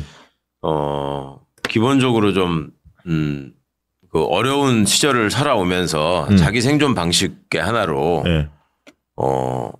약간의 뭘까 자기 포장의 과대화 뭐 허풍 이런 것들은 좀 있었던 것 같아요. 그런데 저는 직접 이분을 데리고 뭐 수사에 활용하고 뭐 같이 수사를 하고 참여하고 뭐 이런 경험은 없지만 김대엽이라는 사람이 이 DJ 정부 때의 병역비리 수사가 DJ 정부 때란 말이에요. 99년, 2000년 이럴 때. 그때 굉장한 공헌을 한 건 사실이에요. 이분이 의정 부사관 출신이라고 하죠. 의정이라는 게 의정병과가 있는데 의사들 군의병과가 있고 네. 의무행정 그러니까 병원도 가면은 행정원장들이 있잖아요. 원무과가 있고 그런 일을 하는 이제 병과의 부사관 출신인데 이 사람이 본인이 옛날에 병역비리를 해본 사람이라서 너무나 잘 알아 이 수법을. 그러니까 그 병적 기록표만 딱 봐도 아 이거는 뭘로 뺐구나. 그다음에 뭐 진단서 하나만 딱 봐도 아 이거는 뭐 어디서 이렇게 해가지고 연결해서 했겠네. 이런 것들을 바로바로 아는 사람이고 사실 그때 병역비리라는 거의 구조가 기본적으로 등장하는 사람들이 병무청 직원. 그다음에 그 신체 검사하는 군의관. 그다음에 이거를 이제 연결해주는 알선 브로커를 하는 이제 당시에 기무사 출신 부사관이나 장교들. 그다음에 또 헌병들도 또 많지 않게 껴있고. 그러니까 이게 막대한 이권이 있는 일종의 커다란 산업이었어요. 그리고 한국 사회에서 힘 있고 돈 있고 뭐 저 방국계나 낀다는 사람들은 아들이 군대를 현역으로 가는 걸 굉장히 수치스럽게 생각할 때야. 응? 그러니까 이제 예전에 누가 뒤에 그런 얘기를 했었어요. 경기고등학교 뭐 나온 사람들이 동문회를 했는데 네. 거기서 어떤 사람이 고위공직자인데 아 우리 아들이 군대 갈 때가 돼가지고 와이프가 지금 요새 걱정이 너무 많다. 그러니까 이제 친구들이 굉장히 비웃으면서 야 너는 뭐 얼마나 자식아 저게 없으면 애들 군대 보낼 걱정을 하냐고 했다는 게 뭐 아주 그 사람들한테는 당연한 걸로 회자될 정도로 그리고 딱 그 병역 면제 전문 병원이 있었어 아예. 그러니까 이제 군대 가서 장기복무 군의관들이 있거든요. 네. 그 집안이 형편이 좀 어렵거나 해가지고 장학금을 받거나 한 사람들은 그 의무복무 기간이 길어져 가지고 거기서 이제 일하다가 전역을 하게 되면 병원을 차리는데 그 병원이 가면은 주로 이제 그 엑스레이 바꿔치기 해주고 그다음에 병역 면제 사유 만들어주고 이런 병원이에요. 그 사람들이 신체 검사를 담당하는 군의관들이라서 그 루트를 너무 잘 아는 거야. 근데 일반 사람들은 모르잖아요. 그때 우리 어릴 때 애들 군대 가기 싫으면 신체 검사 하러 가기 전날 무슨 촛불을 밤새도록 보고 있다가 눈 나쁘다고 해야 된다. 애들끼리 막 그런 비법을 전수하고 막 이럴 때거든. 근데 한다 하는 사람들은 우리 대학 동기 중에서도 대법관 아들이 하나 있었거든. 근데 저는 이회창 아들 딱 얘기가 나왔을 때 아, 대법관 아들은 주 아이템이 체중으로 빼주는구나. 걔도 군대 안 갔었거든요. 근데 그때 나오는 얘기가 뭐였냐면 어느 정도 위치에 가서 있잖아. 그러면 예를 들어 내가 장관이다. 그러면 애가 군대 갈 때가 됐다. 그러면 그 장관 비서관들이 되게 사무관이란 말이에요. 그 사람들이 딱 와가지고 그 아드님 군대 가실 때가 된 것 같아요. 저희가 조치하겠습니다. 그래서 그 사람이 병무청에다 연락을 해. 공무원이니까. 그래가지고 우리 저기 누구누구 저기 장관 아드님 뭐 이번에 가야 되는데 신경 쓰라고 하면은 거기서 걔네가 그 병원을 소개시켜 주는 거야. 그럼 거기서 그걸 만들어줘요. 병역 진단서를 떼주고. 그럼 그걸 들고 가면 마지막에 심검 판정하는 군의관도 쥐네 선배가 저기 해서 해준 군의관이라는 거 알아 그거를. 그렇게 해서 해결을 하는 거고 그런 사람들은 소위 고관 대장들은 단가가 싸. 네? 보통 뭐 저걸 빼려면 1,000만 원, 3,000만 원 이렇게 줘야 되는데 이런 사람들은 300, 500 정도에 그냥 사례금 정도로 끝내고. 네. 돈도 얼마 안 드네요. 그러니까요. 그러니까 그런 사람들은 자기의 특권적 위치에 수반되는 어떤 당연한 혜택으로 느끼는 거예요. 김대엽이 지금 그거를 딱 이해창 아들을 딱 보면서 허위 진단서 이렇게 판단한 거죠. 그러니까 김대엽은 딱 보면서 당시에 얘기됐던 게 유명한 게 그거예요. 이회창 씨 장남이 179에 43kg인가 그렇죠, 뭐 그랬어요. 그렇죠. 그걸로 빠졌어요. 그러니까 이거 이상하다라고 해서 당시에 수사를 하는 방법이 뭐였냐면 병적 기록표를 놓고 김대엽이랑 우리 수사관들이 앉아가지고 쫙 봐. 그래가지고 이 중에 이 사유가 병역 면제 사유로 빠지는 게 몇 개 있거든. 시력, 뭐 부동시, 그다음에 디스크, 치질 뭐 몇 개 있어. 그걸 일단 쫙 골라내. 그러면 이제 거기에 신체 검사 판정 군의관을 보고 어느 병원 진단서에 의해서 했는가 뭐 이런 것들 살펴보는 거예요. 그러면 김대엽은 이게 루트가 어디로 돼 있다는 걸 알기 때문에 이거는 뭐 거의 100%라고 쫙쫙쫙쫙 이제 감별을 하는 거예요. 아, 그런 역할을 했다. 그러면 이제 그 부모들을 소환을 하는 거지. 그래가지고 이제 물어보는 거야. 어떻게 저기 된 거냐. 그리고 애가 실제로 아픈가, 나중에 학교를 다녔나 이런 것들 이제 확인하는 거였는데 일단 김대엽 씨에 대해서 기본적으로 이 사람이 이제 사기로 처벌받은 게 그 뒤로도 계속 이어집니다. 근데 당시에 문제 제기를 했던 게 그런 거예요. 이 사람이 수사관 신분이 아닌데 수사에 참여시켰다. 이거는 지금 제보자 X 같은 분들이 검찰에 불려가가지고 주가 조작 사건 같은 데서 저기 하고 하는 데 있어서 그런 어떤 검찰이 전형적으로 하는 방식이에요. 그러니까 전문가니까.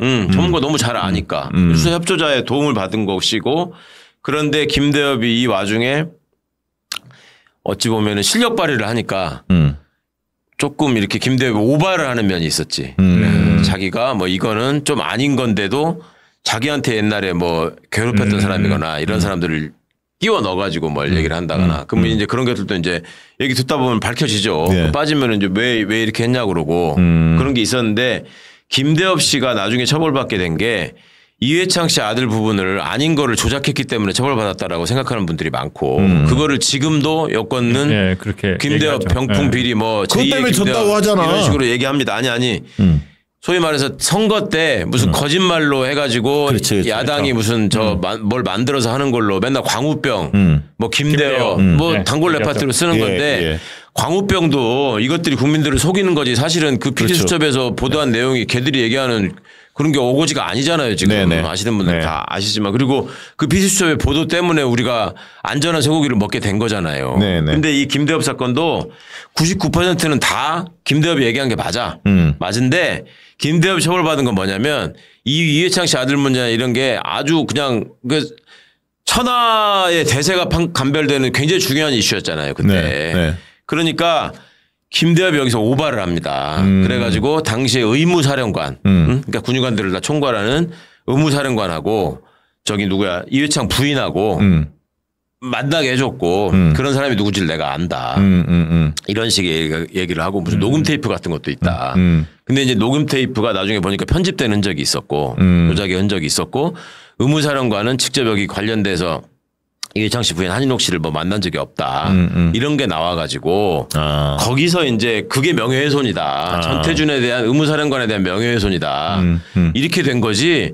이회창 씨 아들 병역 비리에 무슨 흔적이 없는 거를 어거지로 만든 거다. 이건 아니에요. 분명히 제가 아까 1차로 분류했다 그랬잖아요. 이건 이상하다.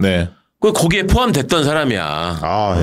자, 김대엽 부분에 대해서 우리 최강욱 의원께서 정확히 짚어주셨고 아까 이야기 잠깐 했습니다. 유시민의 등장 이게 이제 8월 달이거든요. 그 100분 토론 이게 진행자에서 바리케이트 앞에 화염병을 들고 다시 서는 심정이다 이런 말을 남기면서 정치 참전을 선언하고 그 흐름 속에 10월 달에 개혁국민정당을 창당합니다. 이때 이제 그러니까 민주당 후단협한테 한 번 먹인 거죠. 니네가 흔들면 노무현 대통령 얼마든지 개혁국민정당 후보로 모셔오겠다. 이 배수진을 친 겁니다. 그래서 이제 저희가 아까 인터넷 정당 정당을 추진했었는데 그분들도 이제 다 박수를 보내죠. 이 대목에서 이제 네. 그 달구지학원 원장 정청래가 이제 등장하면서 기여하는 중요한 대목 중에 하나죠. 그렇죠. 정청래 의원의 정치 입문은 제가 시켰습니다. 왜냐하면 그때 문성근 선배를 모시고 정청래 의원의 학원에 가서 헷갈렸다. 달구지가 아니고 길잡이인데 맨날 내가 길잡이를 달구지라고 해가지고 아무튼 그래서 이제 정청래 의원도 이제 학원 원장 하다가 이제 정치에 참여하게 된 계기가 있죠. 그럴 때 이제 인터넷 정당 정정당에 참여를 하셨고요. 이제 노사모가 결국은 나중에 민주당의 이제 선거운동 선대위 체제로 들어와야 하기 때문에 국민참여운동본부라는 걸 만들어요. 그래서 이제 한쪽에 정동영, 한쪽에 추미애 공동 본부장 체제에서 그때 이제 희망제지 저금통 저희 노사모 회원이 아이디어를 내서 이 캠페인을 전개하는데 이게 이제 굉장히 많은 분들의 사랑도 받았고 참여를 이끌어냈죠. 예. 전 국민적 관심사였죠, 사실. 그리고 대지 저금통으로 4억 3천만 원. 세계적인 화제였지. 예, 4억 3천만 원 거쳤다는데 희망 티켓 모금액으로 3억 900만 원 거쳤고요. 근데 사실 대지 저금통을 이렇게 오픈을 해서 그걸 모아서 그냥 선금으로 보낸 분들도 많이 계세요. 지역별로 보면. 그래서 국민선금이 32억이 거쳐요. 와. 대단한 겁니다. 국민선금이 32억이 거친다. 그러니까 깨끗한 시민들의 돈으로 기업에게 돈 안 받고 깨끗하게 선거하겠다. 이게 이제 노무현 대통령의 어떻게 보면 신념이었고 그거를 지지자들이 이행을 한 건데 이때 제가 일화 중에 하나 기억나는 거는 노무현 대통령 노사모 모임하는데 이제 뭐 이야기를 한참 하시는데 옆에 저 참모가 계속 뭘 쪽지를 줘요. 뭔가 봤더니 대통령님 이제 시간 됐습니다. 빨리 가야 합니다. 이거야. 네. 근데 이 양반이 안 가려고 그래. 계속 시간을 끄는 거야. 노사모 사람들. 그래서 처음에는 노사모 사람들을 만나는 게 좋아서 저분이 가기 싫어서 다른 약속 좀 미루려고 하나? 그렇게만 생각을 했어. 나중에 알고 보니까 뒤에 만나는 자리가 기업인 만나는 자리야. 근데 가기가 싫은 거야.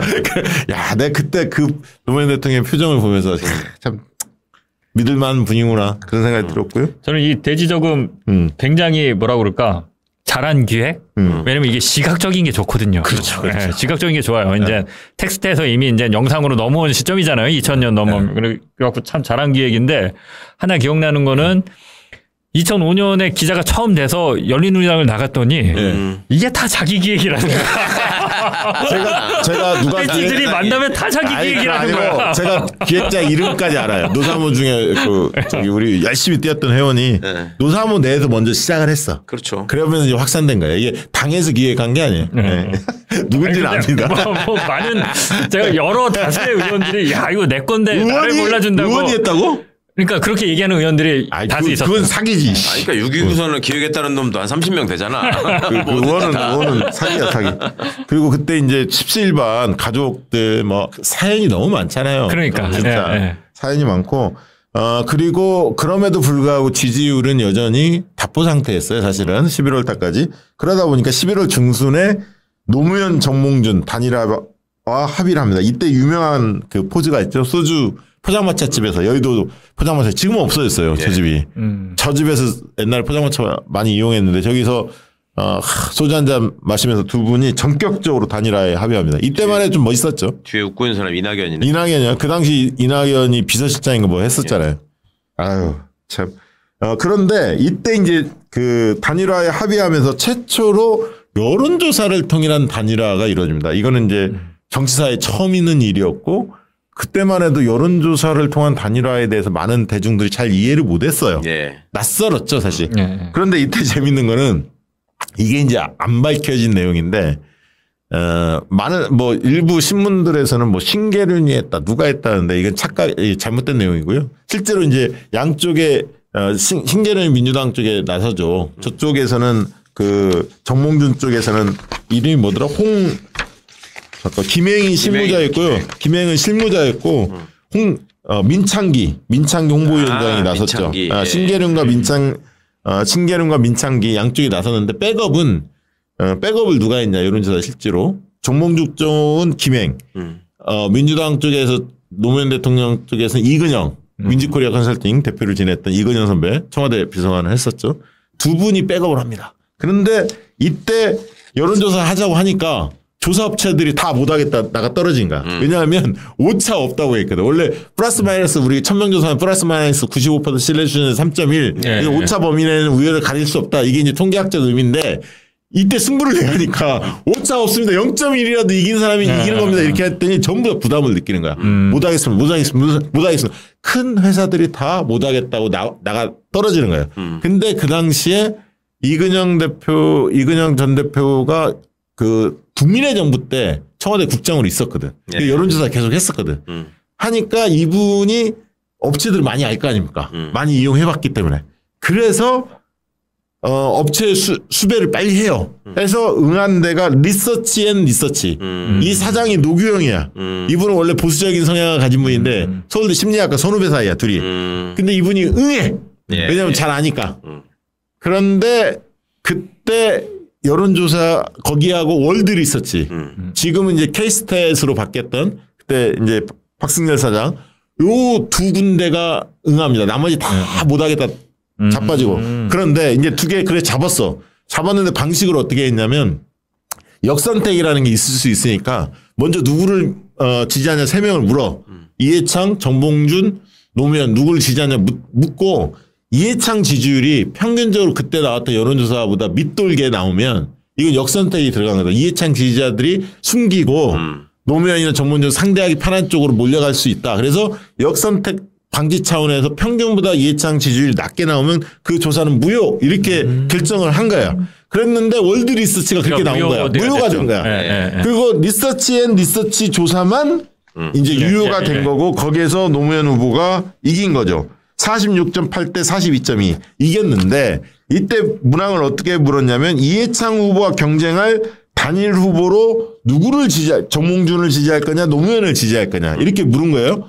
이 문항을 설계할 때 이 문항 가지고 엄청 싸운 거예요. 양쪽이 계속. 왜? 근데 이때 노무현 후보가 원래는 약간 지고 있었는데 역전을 했는데 왜냐하면 통 크게 단일화를 수용했고 여론조사의 디테일에서 이근영 선배가 이근영 전 비서관이 김행보다 훨씬 전문가였어요. 왜냐하면 청와대 국장 출신이기 때문에 이 문구가 중요하다는 걸 잘 알고 있었어요. 그래서 여러 조합, 단어 조합을 가지고 계속 여론조사 돌려본 거야. 미리. 5번, 10번 미리. 그래서 어떤 문항으로 협상을 해야 조금이라도 1%, 2% 조금이라도 우세하게 나올 문항을 이미 알고 있었던 거야.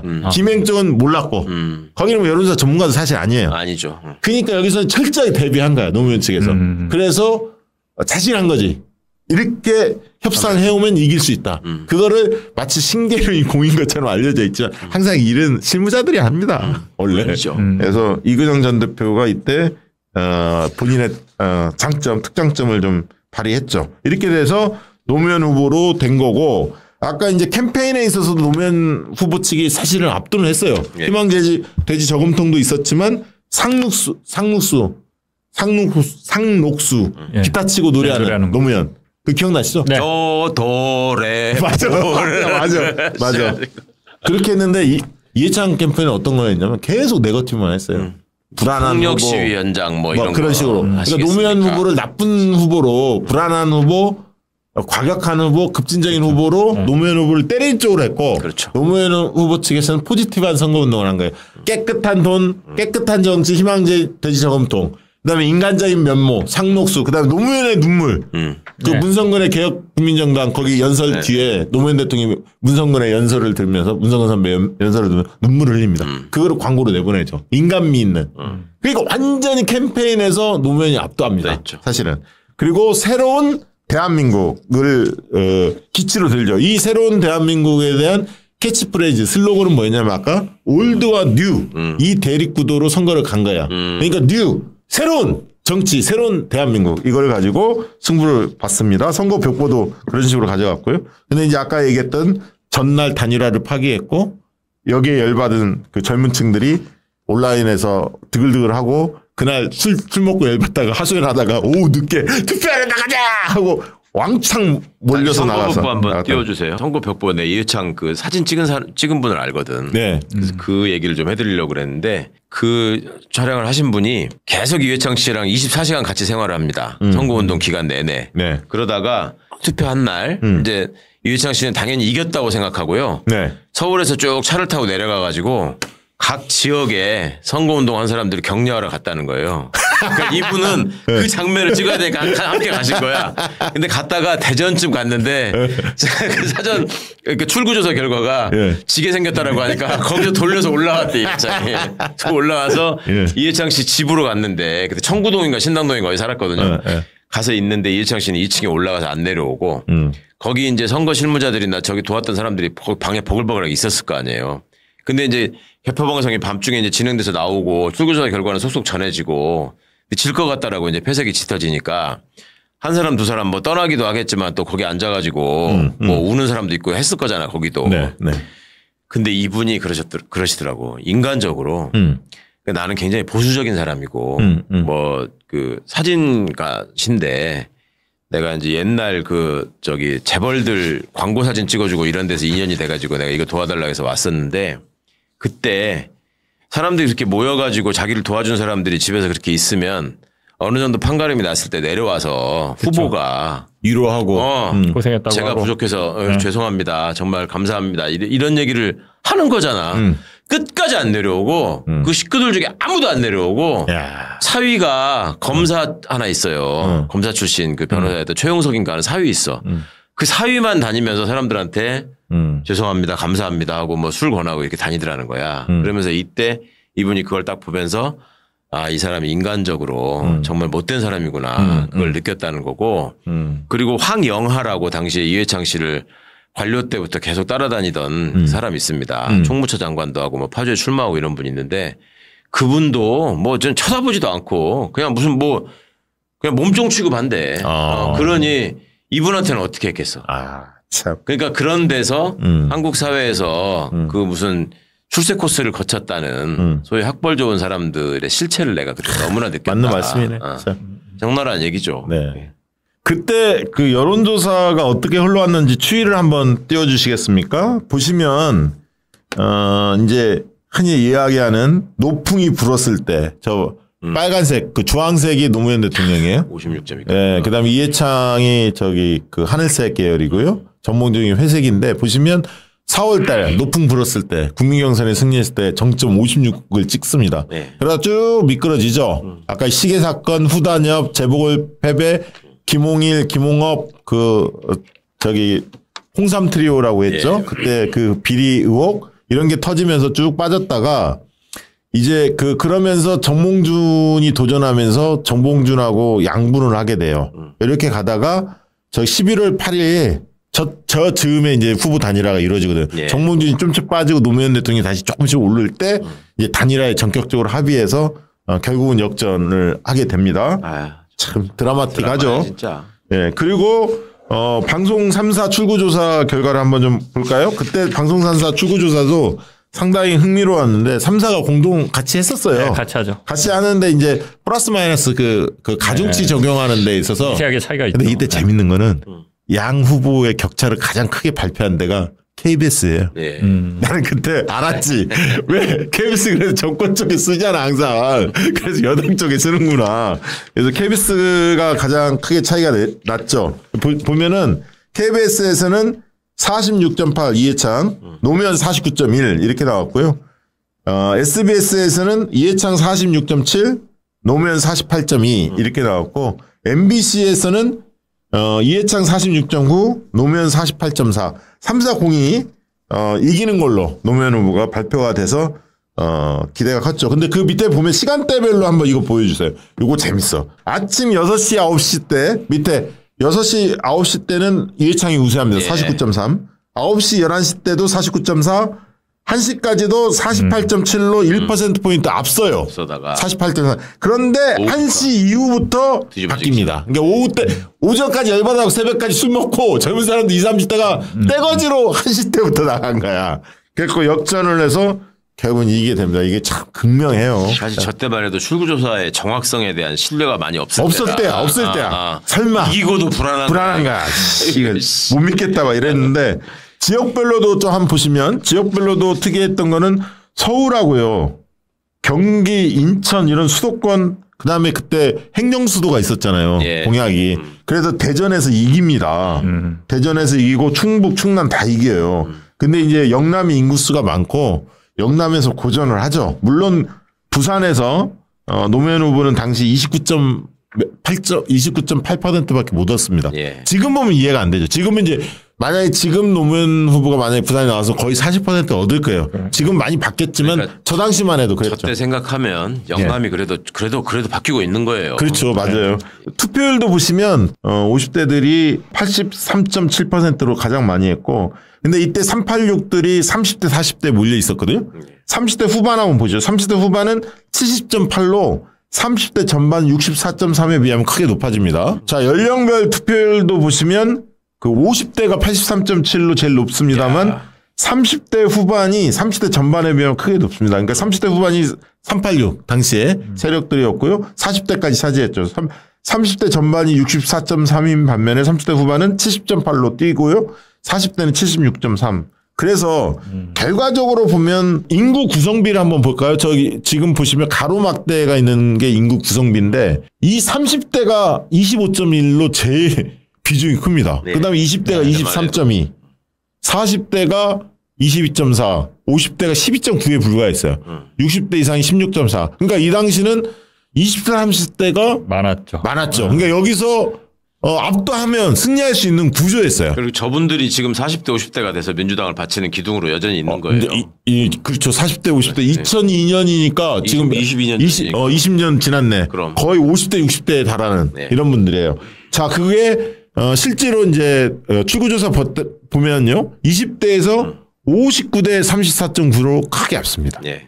30대에서는 59.3대 34.2로 역시 압도합니다. 그러니까 20, 30대에 압도적 지지를 받아서 그러니까 장인수 기자 같은 분들 열심히 투표하신 거야.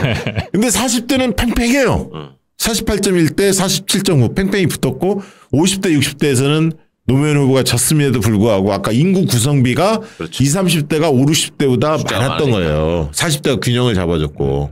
이게 되시죠? 네네. 그러니까 이 당시만 해도 그래서 20, 30대의 압도적 지지로 노무현 대통령이 기적적으로 승리했는데 그 당시에 투표를 까보니까 군 부재자 투표에서 노무현 후보가 압도했다고 합니다. 병역비리 이게 또 통한 그게 거예요. 완전히 컸어요. 네. 원래 부재자 투표는 우리가 만날 지는 건데 맨날 졌지.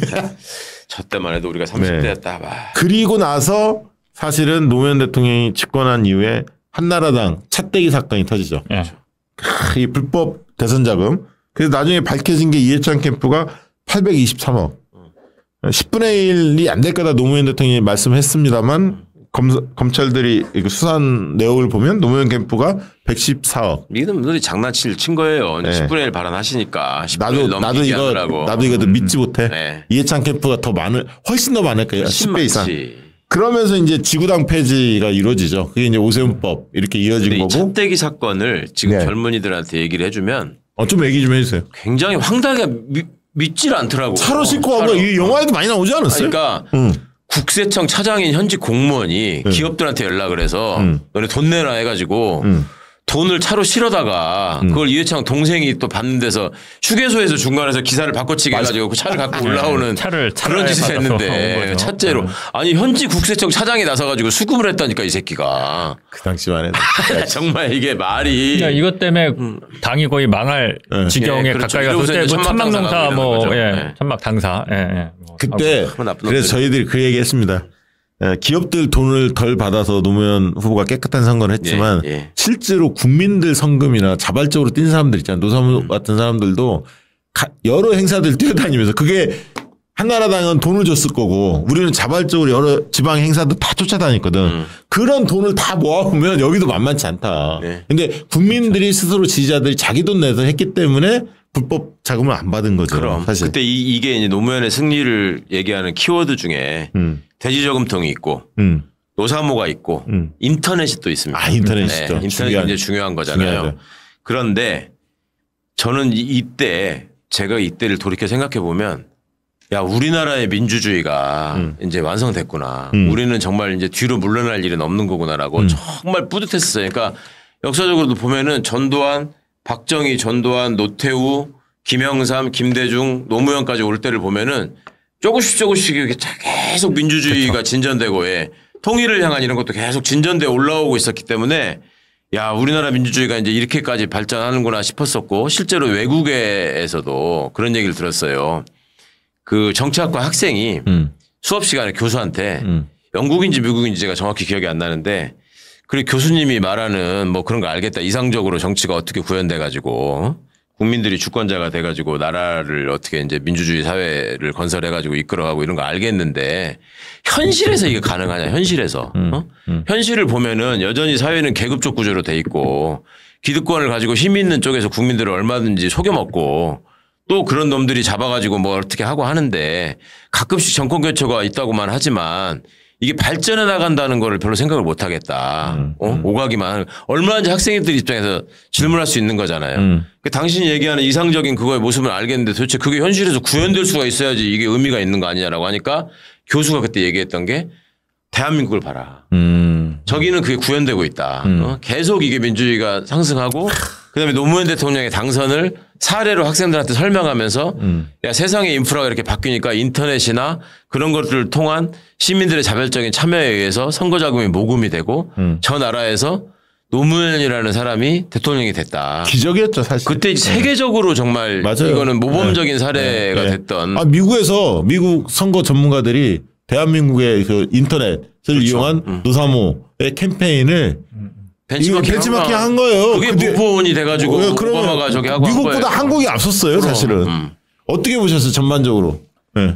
흘러온 과정을 한번 짚어볼게요. 네, 앞에 뭐 말씀드렸지만 2002년은 진짜 잊을 수 없는 한 해였고 네. 다만 이제 이후에 정권이 넘어가잖아요. 진짜 네, 너무 뼈아팠죠. 그게 너무 정말. 네.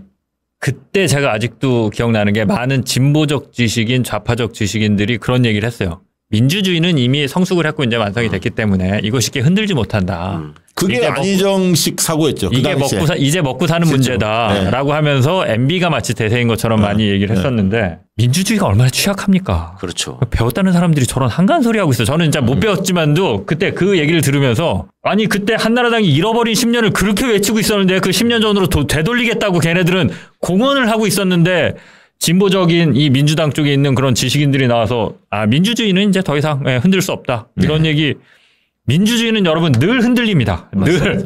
늘 흔들리고 침해당하고. 맞습니다. 그 조금 짚어봐야 할 대목도 몇 가지만 좀 짚어보고 이제 마무리할 것 같은데요. 그 당시에 이제 노무현 캠프는 금강 캠프라고 했었습니다. 금강 빌딩에서 출발해서.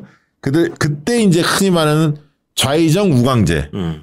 그 안희정 이광재 이게 이제 핵심 측근이었고 저희 이제 노사모 쪽 담당했던 사람은 백원 의원이 담당을 했었는데 그때 안희정 씨가 상당히 인상적이었어요 저도. 왜냐하면 이렇게 그 흔히 말하는 자원봉사자들 여러 있으면 그 커피 타거나 이렇게 그 흔히 말하는 그 중요 역할을 상대적으로 못하는 젊은 자원봉사자들 있잖아요. 이 사람들하고 늘 밥을 같이 먹고 이러면서 따뜻한 면들을 상당히 많이 보여줬어요. 그래서 나중에 이제 안희정 씨 그 추문이 드러났을 때 이 굉장히 충격을 받았었는데 아무튼 그 당시는 안희정 씨가 굉장히 좀 신선했었다.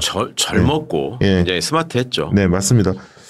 그리고 이제 그 유시민의 등장이 있었죠. 그래서 유시민의 등장 때 잠깐 노사모하고 갈등도 있었어요. 왜냐하면 희망대지저금통은 노사모 쪽에서는 민주당 선거자금으로 노무현 대통령 선거자금으로 다 써야 한다 이렇게 당연히 생각을 했는데 유시민 대표 같은 경우는 그때 이제 개혁국민정당이 하나의 정당이었기 때문에 정당 활동에도 일부 써야 한다 이렇게 해서 이제 노사모가 조금 옥신각신했죠. 나중에는 입장 정리를 합니다. 사실은 정확히 모르는 분들은 노사모의 핵심 일꾼이자 대표격으로 유시민을 생각하는 경우가 있는데 그건 아니었어요. 그건 별개예요. 약간 달라요. 유시민 결이 다릅니다. 대신에 문성근은 노사모가 맞고. 네, 맞습니다. 근데 이제 유시민 우리 장관하고 같이 했던 분들이 많이 기억이 나죠. 그 지금 뭐 윤건영도 있고 옛날 홍영표 뭐 김영대, 유기용, 김태년 뭐 이런 분들이 개혁 그 국민정당 그렇죠. 뿌리죠. 출신들이죠. 그래서 안희정 이광재와 유시민은 뭐가 같고 뭐가 다른지 이거는 후속편에서 좀 다뤄보도록 해서 굉장히 의미가 있어요. 좀 짚어보려고 하고요. 노선적인 측면, 가치적인 측면에서. 그리고 생각해보면 노무현 대통령은 정말 뭐라 그러죠? 후계자들을 다 키워냈어. 네. 흔히 말해서 장관 자리, 뭐 총리 자리 다 줬어. 이해찬, 한명숙 총리 있었죠.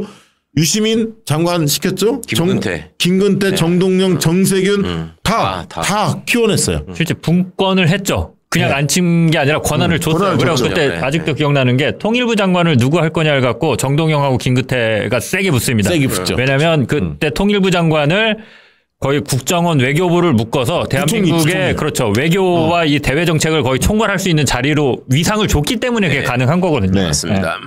맞습니다. 그럴 정도 노무현 대통령 참 대단한 분이셨고요. 안목이. 그리고 노사모와 관련해서 과거 그 전대협 문화와 노사모가 어떻게 다르고 왜 김근태 쪽이 아닌 노무현 쪽으로 진보의 표심이 쏠렸을까? 그 얘기는 후속편에서 상세하게 좀 한 번 더 다뤄보도록 하고요.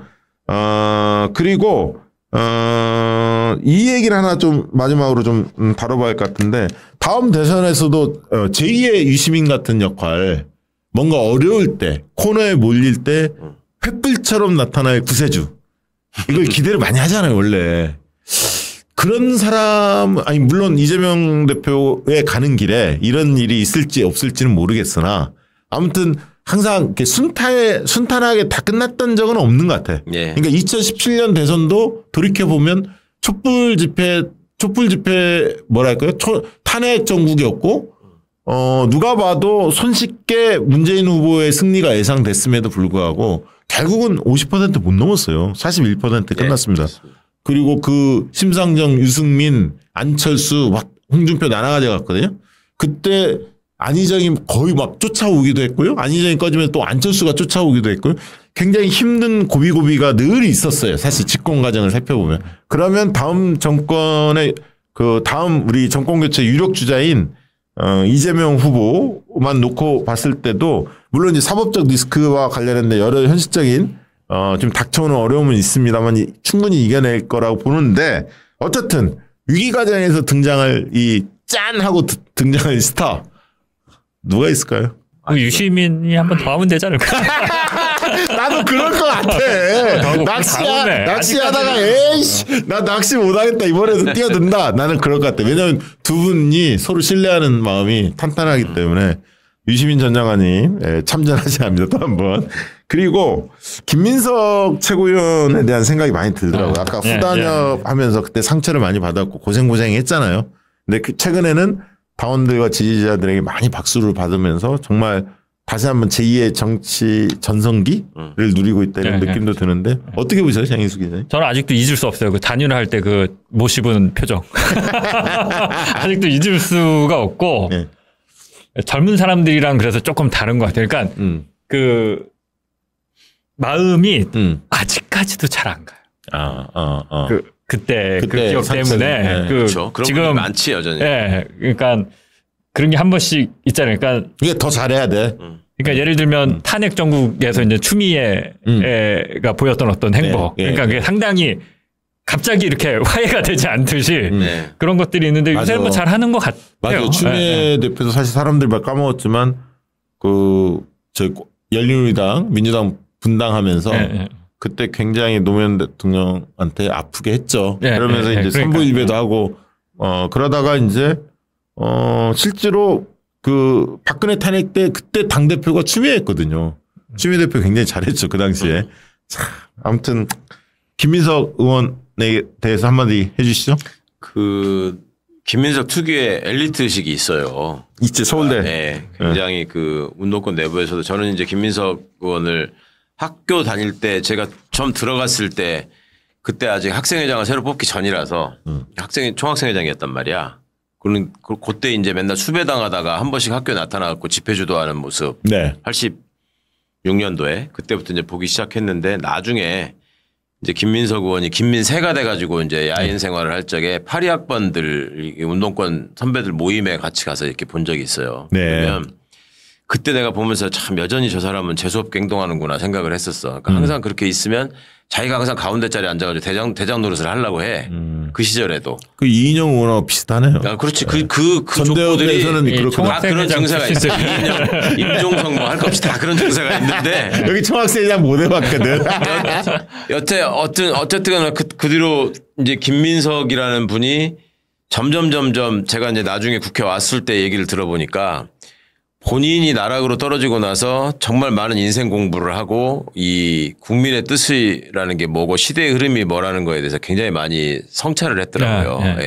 근데 요즘 이제 김민석 의원한테 또 새로운 정치적 어떤 그 호황이 오고 또 정치적 목표가 생기다 보니까 약간 또 오버하려고 하는 기가 보여서 이거는 좀 한번 다시 생각을 해보셔야 될 것 같은데 네. 여튼 여기서 지금 등장하는 분들의 면면들 이 사람들이 어떻게 쭉 흘러왔는가도 우리가 한번 그 모아가지고 얘기를 해보면 네. 재밌을 것 같아요. 맞아요. 아까 이제 후단협의 박병석 뭐 이런 분들. 야, 그래요. 진짜. 오늘 방송 어떻게 보셨는지 모르겠습니다만 그래서 이제 저희가 원래는 이제 대선을 다 한 번씩 다 짚어보고 그 다음에 이제 여러분들이 관심 있을 만한 하나하나의 이슈나 사건에 대해서 좀 깊게 다뤄보려고 했는데 방송을 좀 진행하다 보니까 이렇게 대선 다루다가 궁금한 사안들을 조금 한 번 더 심층적으로 짚어보는 게 좋겠다고 싶어서 다음에는 아까 말씀드린 바대로 노사모 문화라든가 전대회 문화 왜 김근태가 아닌 노무현을 선택했는지 그러니까 강론으로 한두 가지는 좀 해보려고 합니다. 유시민과 안희정, 이광재의 차이는 뭔지, 예, 공통점은 뭔지 그 얘기를 좀 드려보려고 하고요.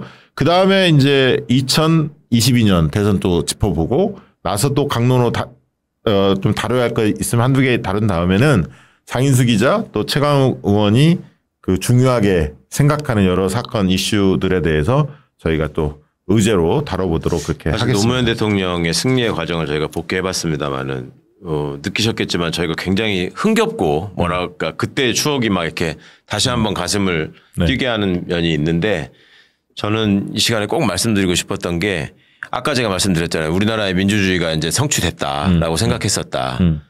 거기서 사실은 저는 이제 이명박이 자라나는 그게 배태됐다라고 생각을 해요. 저도 스스로 굉장히 노무현 정부에 대한 기대가 컸었고 그리고 성급한 어떤 생각을 갖고 있었어. 그러니까 노무현 정부가 이제 들어섰으니 그렇죠. 모든 게 잘 될 거다. 우리는 DJ가 DJP 연합 때문에 발목이 잡혀가지고 그렇지. 그 생각도 있었죠. 남겨놨던 이런 것들이 그 찌꺼기들이 정말로 이제 모든 걸 다 극복하고 그 국민들의 힘에 의해서 대통령이 만들어졌으니까. 한마디로 이제 단독 정부가 된 거죠. 그렇죠. 이거는 정말 이제 역사상 처음이지. 정말 싹 쓸어버릴 수 있겠다라는 생각을 했다가 그게 이제 여러 군데에서 좌초가 되고 그러면서 노무현 대통령의 지지율이 급전직하하고 어찌 보면 비극적인 이제 운명까지도 연결이 되는데 저는 지금 와서 그때를 굉장히 많이 추억하면서 많이 반성합니다. 그때 내가 얼마나 성급했던가 하는 생각. 그러면서 항상 마음에 남는 게 그거예요. 정의는 가까스로 승리하는 거고 진실은 겨우겨우 밝혀지는 건데 그때 뭐 정의는 당연히 승리하는 거라고 생각했고 진실도 이제는 확실하게 다 드러날 거다라고 하는 성급한 생각을 했었다. 그러니까 사람들은 여전히 속기 쉬운 존재로서 남아있고 그걸 속이려고 하는 세력들이 여전히 존재하는 마당에 우리가 어떤 한 사람에 대한 과도한 기대도 또 성급한 실망도 금물이다. 이런 말씀을 꼭 한번 새기고 싶었습니다. 저는 이제 마지막으로 드리고 싶은 얘기는 이거예요. 뭐냐면 노무현 대통령을 모셨다는 사람들이 있지 않습니까? 노무현 정권에 뭐 청와대에 몸담거나 아니면 캠프에 있었던 분들 주요한 역할을 했던 분들이 노무현 8.1을 많이 해요. 네, 맞아요. 그런데 노무현 정신, 노무현 가치에 대해서 자기가 지금 제대로 실천하고 있는지 좀 가슴에 손을 얹고 좀 생각했으면 좋겠다. 아유, 송갑석도 한때 노사모의 핵심이었는데. 아니 그거는 이제 그 뒤에 정정당당에 정정당당했는데 아무튼 그런 것들을 묻고 싶고 두 번째는 우리 이재명 대표를 좋아하고 열렬하게 지지하는 분들한테도 한 말씀 하고 싶은데 노사모를 좀 한번 연구해 봤으면 좋겠어요. 그러니까 노사모에 있었던 사람들이 그 당시 이인재 하나가 뭐 등등 있잖아요. 경쟁했던 상대들에 대해서 대단히 조심조심했습니다. 왜냐하면 말 한마디 우리가 세게 하면 너무 세게 해서 사람들의 미간을 찌푸리는 이야기를 하면 그게 노무현 대통령한테 먹칠하는 게 된다. 그래서 책 잡힐 일을 우리가 하지 말자. 매사 조심했거든요. 그렇죠. 그런 과정들, 그런 긴장하는 마음들이 있어야 한다. 굉장한 한번 포지티브 캠페인을 했지. 네, 그거는 한번 염두에 두셨으면 좋겠어요. 저는 이 시간에 노무현 대통령의 공과과 대통령으로서 왜냐하면 노무현 대통령 지지율이 굉장히 떨어졌던 것 중에 하나가 이제 이라크 파병. 그렇죠. 이었는데 제가 기자가 이제 그걸 보고 기자가 되고 나서 첫 출입처가 이제 통일부 외교부였거든요. 너 그때 얼마나 많이 얻어냈는지 아니? 외교부 기자 선배가 예. 그 당시에. 그러니까 미국이랑 협상을 그런 식으로 한 적이 없다는 거예요. 네, 미국이랑 대등하게 협상해서 파병하는 조건으로 맞아요. 그 당시에 우리가 얻어내고 싶은 거 다 좀 너무 많이 얻어내서 미국 삐지는 거 아니야? 네, 전문가들 사이에선 그런 걱정을 하고 있었는데 지지자들은 이거 배신이다 이게 이렇게. 뭐야 이게 왜 나라를 뭐 여전히 우리는 뭐 미국의 뭐 속국처럼 이렇게 해야 되는 거야? 자존심에 막 상처 스크래치 받고 그래서 그 당시에 노무현 대통령이 했던 여러 가지들이 있는데 뭐 FTA부터 해서 진짜 그런 것들 지금 한번 좀 다시 와서는 다 제대로 한번 받고 있죠. 저도 그렇게 생각했어요. 이라크 파병은 지지자들 반대했잖아요. 저는 개인적으로 불가피했다 받고 오히려 저는 열받았던 건 그거였어요. 부안 사태. 그때 그러니까 그거를 제대로 처리를 못했다. 그런 게 이제 가슴 아픈 대목들이 있죠. 나중에 한번 그것도 짚어보도록 하겠습니다. 자, 참 길게 달려왔습니다. 오늘 너무나 중요했던 2002년 노짱의 승리 과정. 기적의 드라마 어떻게 쓰여졌는지 짚어봤습니다. 오늘 방송은 이것으로 마치도록 하겠습니다. 고맙습니다. 감사합니다. 감사합니다.